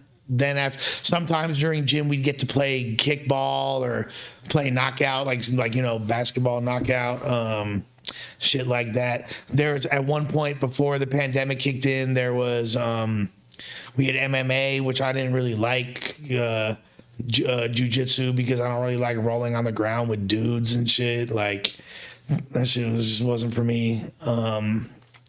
Then after that, we had like a short break period where like I would usually do homework and try to get shit popping or just like hang out for a little bit. Then it would be dinner. Like sometimes I'd play spades if we were allowed to. Like that's what I would do in my free time. I'm a killer. I'm institutionalized as hell. I'm fucking a spades demon. Any of y'all got any of the spades apps we could play? I'm a monster at spades. But if you're a whack P, I ain't fucking with you. Then it was dinner. Then after dinner, we had an AA meeting. Then after AA meeting, we would do nightly inventory. We'd all sit at a table and do our nightlies, which is part of the 12 steps. Then basically wind down, pray, take your medication, go to bed. It would be like 8 p.m. I'm going to bed, wake up in the morning and repeat again. That is a day for me in treatment. And it was not, we could do Joker, Deuce, or I prefer Ace Down, but we could do Joker, Deuce. I'm proficient at both. I'm nice at hearts too. But yeah, you give a show run some spades. I'm killing motherfuckers. Oh, as far as jerking off, you just have to jerk off when other people aren't around. And I found a way to jerk off, mind you. Because you feel me? If you don't love yourself, then who the hell will, baby? Yeah. Tell me that's not a very involved day in treatment. I had accomplished more by 10 a.m. than most people do in their whole days. And I learned a lot. And if it wasn't for me hitting the ground running, basically you got to think about it like this. You got to think about it like this. When an airplane takes off of an aircraft carrier, they basically, when an airplane takes off of an aircraft carrier, they get shotgun, they get basically slingshotted off, because inevitably they're going to dip. And if you don't have that extra jet propulsion, you're going to fall into the ocean. And I probably would have fallen into the ocean and wouldn't have got sober if it wasn't for having such a rigorous program. The place that I was at, they said that by the time you leave, you're going to know more about the big book of the 12 steps than 90% of all people, regardless of how long they've been sober. It was like it was like taking an Ivy League course in sobriety. So, yeah, and so where I was at, it was an all-male facility, which is good because there wasn't any relationships for me to get into. The only people that were getting into relationships were the gays, and even them, they weren't supposed to do that shit, and it was greatly frowned upon. Any co-ed rehab I've ever been in, I got into relationships, and it completely derailed any focus, and any motivation it would give me would be feigned, and it would be completely obstructed by whatever carnal desire that I had. So I definitely, for me, it was good that I went to an all male facility. You dig me? But yeah, been live for a couple hours. Have y'all enjoyed this? Drop a bot emoji if y'all been feeling this. What do y'all want to do? I'm down to keep this live going I'm getting a little bit tired and kind of want to dip soon, but we've been live for over 2 hours. We have a good amount of viewers still here. I appreciate y'all. I appreciate all the love. Thank you. Lush, of course I know Riggy Mars. That's my folks. Freestyle based on words from the chat. That's how you want to come? That's how we come in? We could do that, low key. We could do a little freestyle based on words from the chat.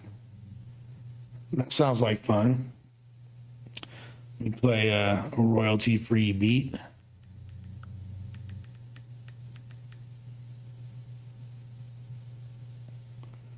Yeah.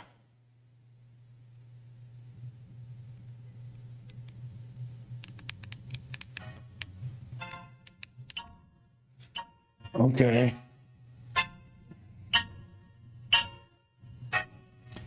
I already don't like this beat.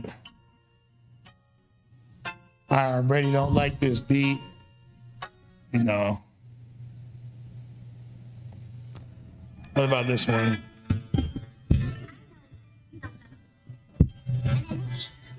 We gonna rock with this one?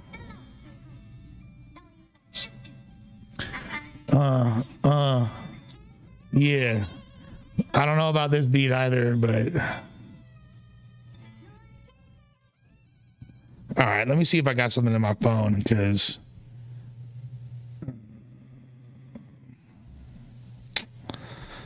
damn. Let me see if I got anything in my email.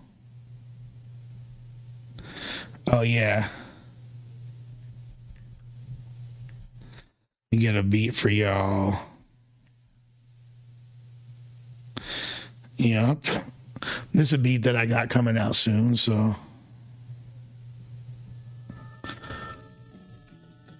Come on.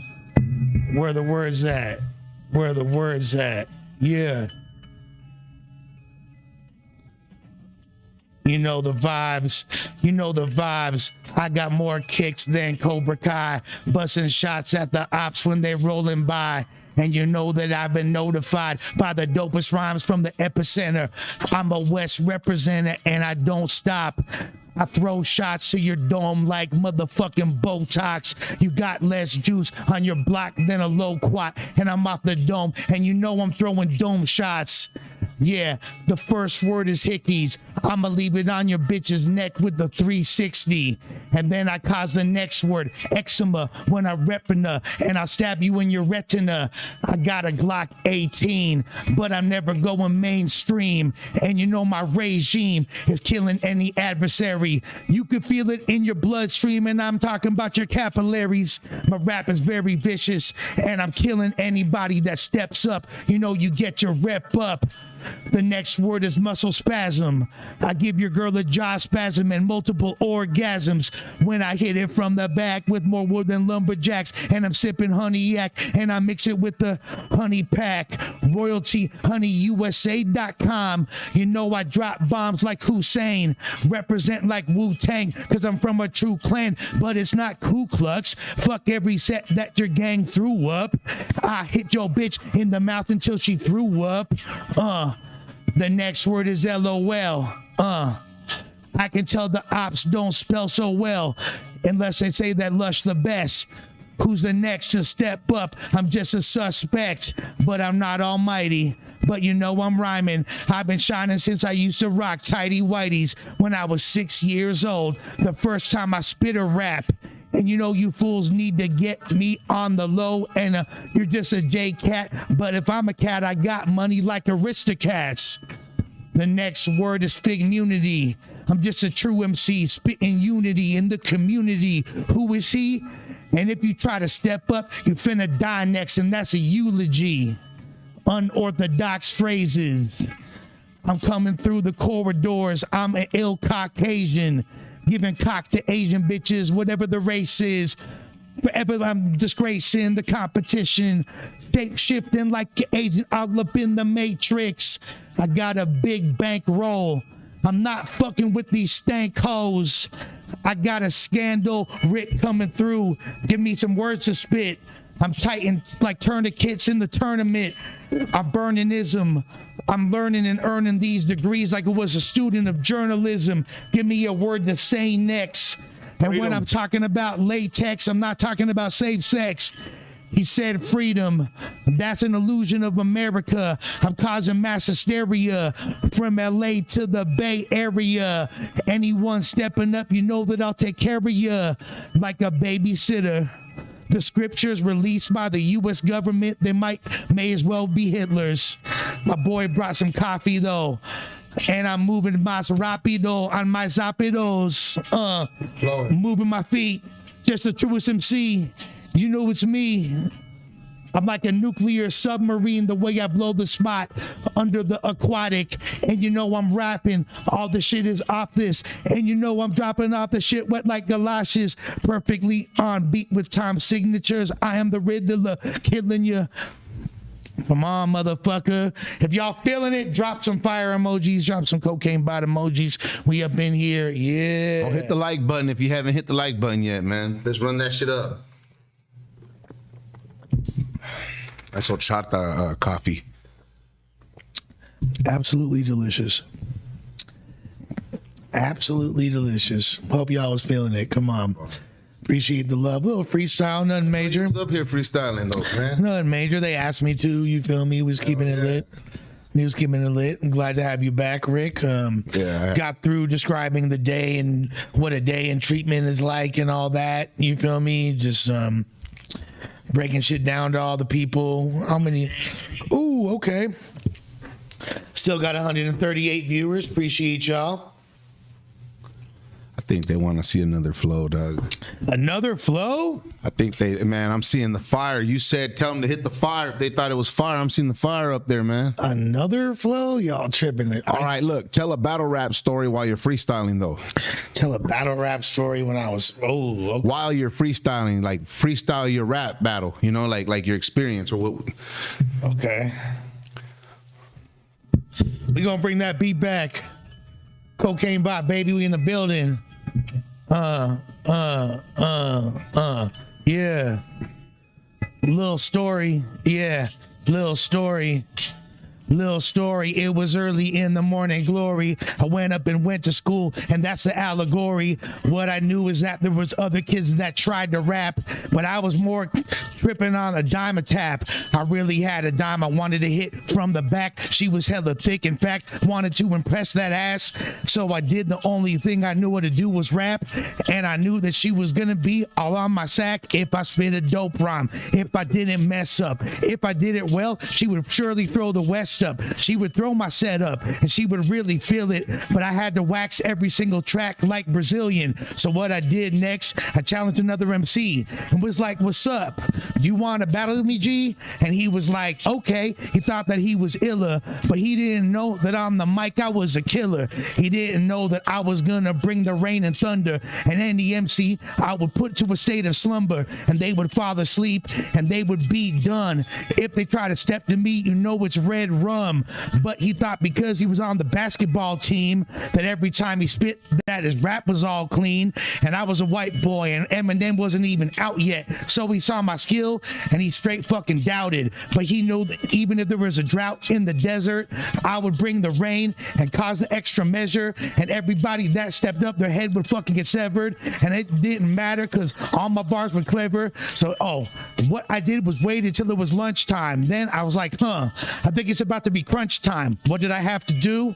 Had to just hit him with punchlines, kick it off the top of the mind, and just kill rhymes. He was like, damn, he tried to diss me. I didn't matter because I had more S's in Mississippi, yo, but I didn't take an L like Louisiana. Damn, I had the fucking grammar, and then I was gonna kill it. So he was like, what the fuck? I was like, yeah, I'm gonna hit you with the uppercut, and even though you ball, and even though you're tall, I'ma make you fucking nosedive and free fall, and make you feel like you on a speedball and overdose. I'll make you comatose because I got the dopest flow, and you know for sure.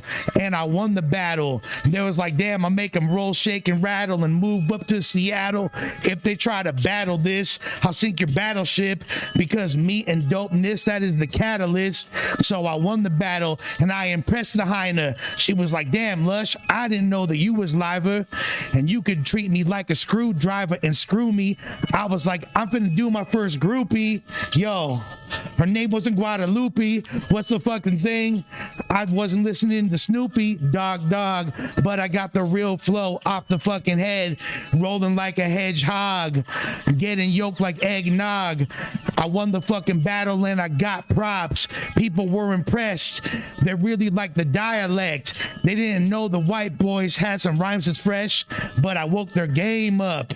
They was like, damn, that was insane. And every day after that, I did the same thing and swung my fucking battle axe. What's up? Hey, but why the Guadalupe? Ooh.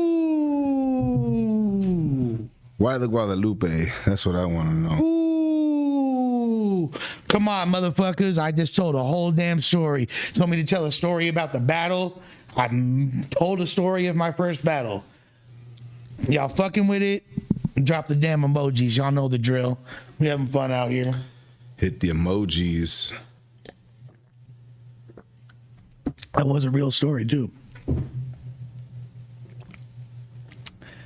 I battled this one in EJ, and I said, EJ, his hair is greasy like a cheesesteak, and everyone thought it was funny. I said some shit like that. But so basically, the story minus the rapping was that there's this chick that I used to like, and I was like, maybe I can impress her with some bars, and I knew that I was a good rapper, or like I knew that I had rhymes, and there was another kid in school that rapped, so I challenged him to a battle, and everyone thought because he was like on the basketball team and a big deal, he was gonna smoke me, but I wound up getting in that ass pause, and that's what happened. Yeah. I remember back in the day, bro, before I went inside. I was in another state in the Midwest. I was out there doing shit I shouldn't have been doing. But when I started meeting girls and they were like, what do you do for a living? I was kind of blinged out a little bit. I told them I was an underground rapper. They were asking questions. We're out there spending big dollars in a small town with 3,000 people, Right. I'm telling them I'm an underground rapper, and they're fucking running around calling me Pretty Ricky. That's right. That shit was comedy, though. Well, I had them really sold, homie, thinking I was a fucking rapper, dog. That's fucking hella funny, fool. It's not easy to tell stories freestyling like that, especially when, like, come on, fool. Well, that's why I put you on the spot. But I could do it, fool. You know what I'm saying? Anytime I'm put on the spot with some rap shit, I will deliver. Lush, did you smash any female battlers? Now, why the fuck would I tell you that right now, sir? Why the fuck would I answer that question? What do you think, though? Kiss, but don't tell. Y'all are tripping, fool. Oh, my God. The best host and the best rapper. What the fuck you talking about, motherfucker? I don't think people know what it takes to freestyle in this biatch. Did I ever fall in love with I don't know what that emoji means. You good, fool? Yeah. Oh, shit. Hello? Oh, man. No, I did not smash her.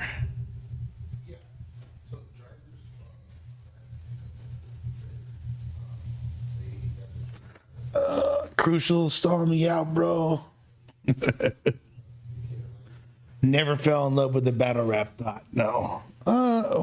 I definitely had some.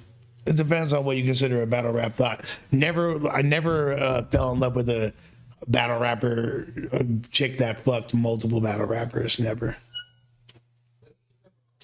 Wow, 12-ounce profits. House phone music hard. I'll fuck with house phone music.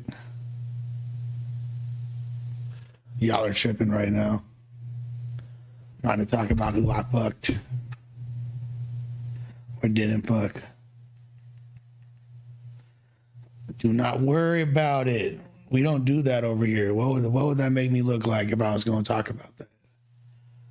That's a bad advertisement. $2 from Cappuccino when you get a chance. Check your DM, brother. Absolutely, sir.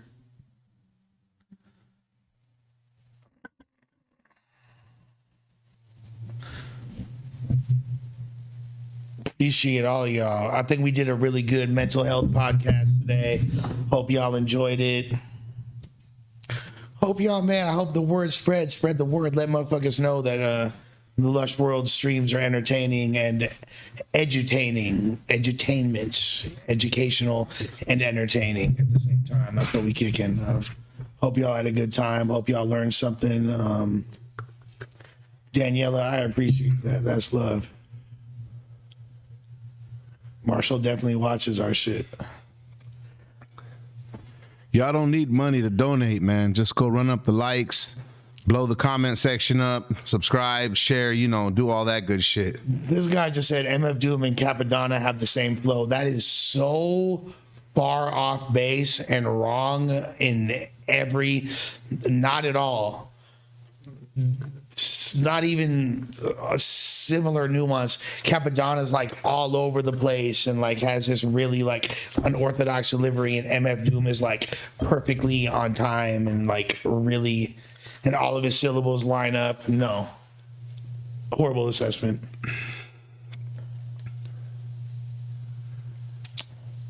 Bro, I don't need to listen back to back. Ruin your day, my boy Avo in the building. We was doing the damn mental health pod, and it turned into this. Just chilling. $5 from Chuck Sean. Yo, Lush, what happened to young fly hip hop DJs? I feel like all the notable DJs, Holiday, Ill Will, etc., are old. Can a young guy? You know what? I feel like the craft of DJing there's way less people pursuing that, and way more people want to pursue the art of just being a rapper. But I agree, we need to have more DJs. People need to cater to that art form way more. And shouts to the one-man catalog at Capadonna, but he is definitely not anywhere close to MF Doom's flow, bars, or anything. I love Capadonna, but no. $10 from Isaiah.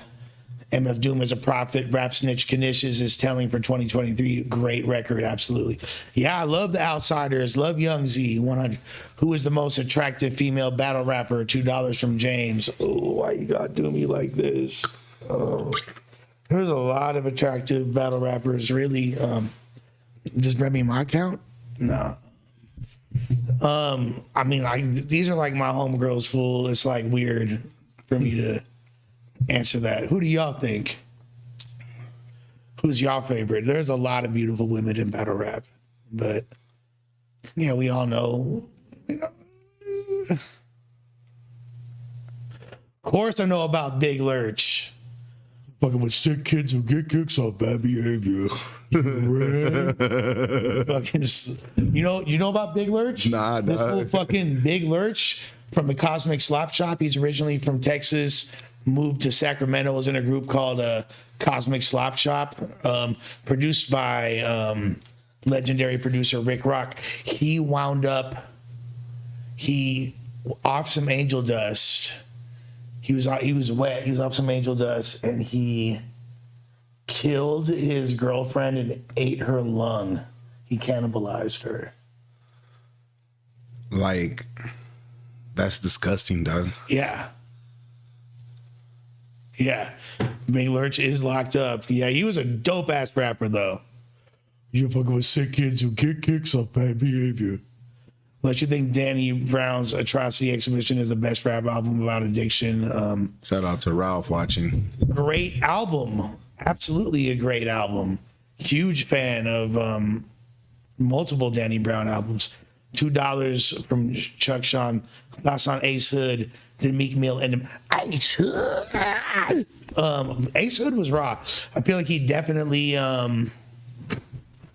never reached his full potential. That song, what was that him and French Montana song that was so good? Obviously, there's like New Bugatti and all that, but like there was that one song. What was the one with him and French Montana? That shit was hard. I fucked with Ace Hood. I thought that he had a lot of potential. He like was doing trap music, but had like actually had a crazy flow, like pushed the lyrics.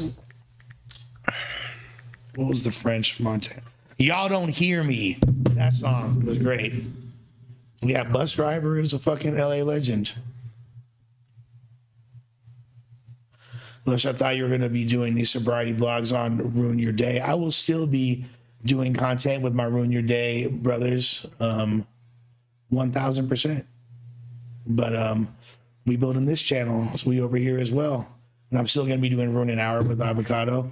Yeah, movies for the blind by Cage, incredible album. Yeah, of course. Shouts to you, God.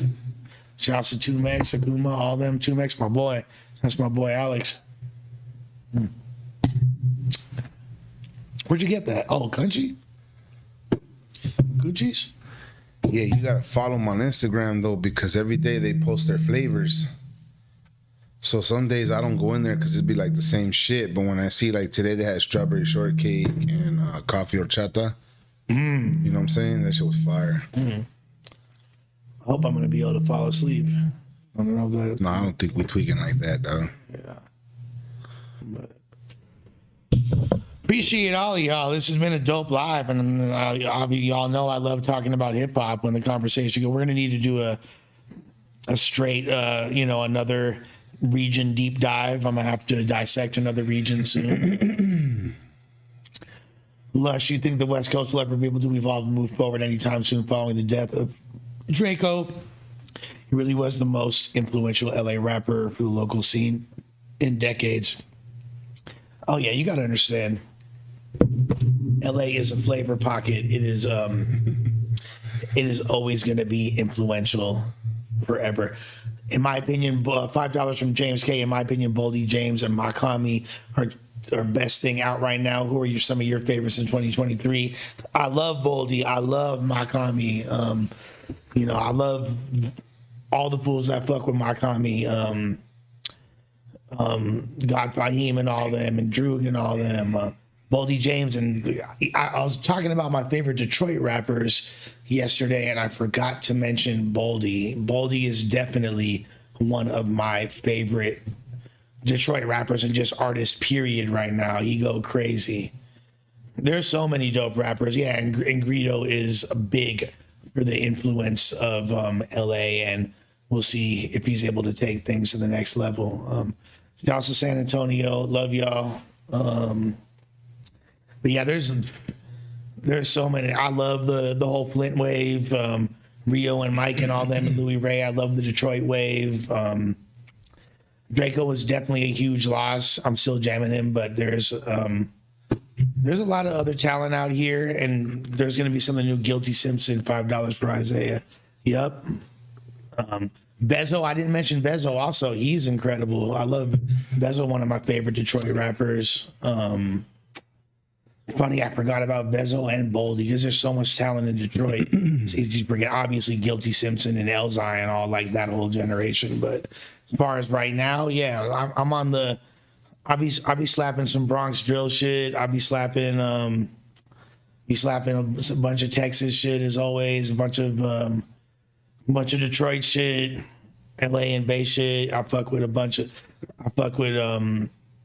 Cash Kid in Detroit. I fuck with All Black and 22nd Gym and all them. Bro, I can't even begin to tell you. I love Rio, obviously.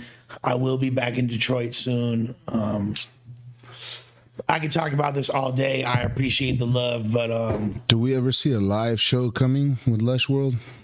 I think that eventually, we're at that point yet. You know what I mean? Like, no, I'm asking you. Like, do you see that? Not me. What do you mean? Yeah, like do you see yourself doing a live show in the future? Like a Lush World? Yeah. Live pod? Yeah, I don't think we're at that point yet. Yeah, You know what I mean? Like, I think we got to build up. Like, once we start getting 1,000 people on every live stream and shit, you know what I mean? I don't know how long that's going to take, but It really don't matter. we got to build up. Once the demand is there, I don't feel like it's quite there. We've been live for 2.5 hours. Appreciate all of y'all. Yeah, I didn't do another. I made me more tired. I will be in Sitka, Alaska this summer in July. In July, I'll be in Seattle. In June, I'll be in Sitka, Alaska. In July, we got a huge podcast next week. Can't really talk about it too much, but it's about to be a game changer. I mean, let's hope. Let's hope. When I say let's hope, let's see what happens. You know what I'm saying? Lush Worldwide, baby. You already know. All my constituents of Lush World. Hope everybody's having an incredible evening. All y'all fly ladies, keep your nails done and your wigs tight. Butter Beacon weekends. You feel me? Horchata Mexicanas, all my, you feel me, chocolate deluxes, my caramel sundaes with the cherry on top, all my French vanillas, everything, all my real ones in the building, you feel me, Crips, Bloods, Southsiders, Northerners even, you feel me, every fucking gang, all the Congo Blasts and all the fools in Texas, all the Vice Lords, GDs, BDs, Cobras, Latin Kings, every hood from everywhere, everybody worldwide, you feel me? Everybody in Europe, everybody in Asia, everybody in Africa, everybody in Australia, you feel me? South America. $2 more from James. We appreciate y'all. All my constituents of Lush Worlds, all of our constituents of Lush World. You feel me? Run it up. You feel me? With that being said, yep. Hit that like button. Share, comment. Once this video is a whoop-de-whoop. Hell yeah. We appreciate all the love. We gonna be back with another stream ASAP. I think we got a new stream tomorrow. If not, definitely Friday. I'm gonna let y'all know, and you just check the channel, the community tab, as well as you'll see at least 4 hours early what's going on. Much love to all the gangs and all the people that aren't in gangs, all the good citizens, everybody that's making a living, supporting themselves and their family, doing their best to get by. All the college students, high school students, all the, you feel me, grandparents, retirees, soldiers, Marines, Army men, Navy, Special Forces, all of y'all, you feel me, firemen. Man, just everyone in general, man. Shout out to you guys. We gonna be bike. Every day we wake up, man, we blessed. You know what I'm saying? Go to sleep, you blessed. Love y'all. You feel me, Cinco? Come on. With that being said, we about this biatch out this biatch.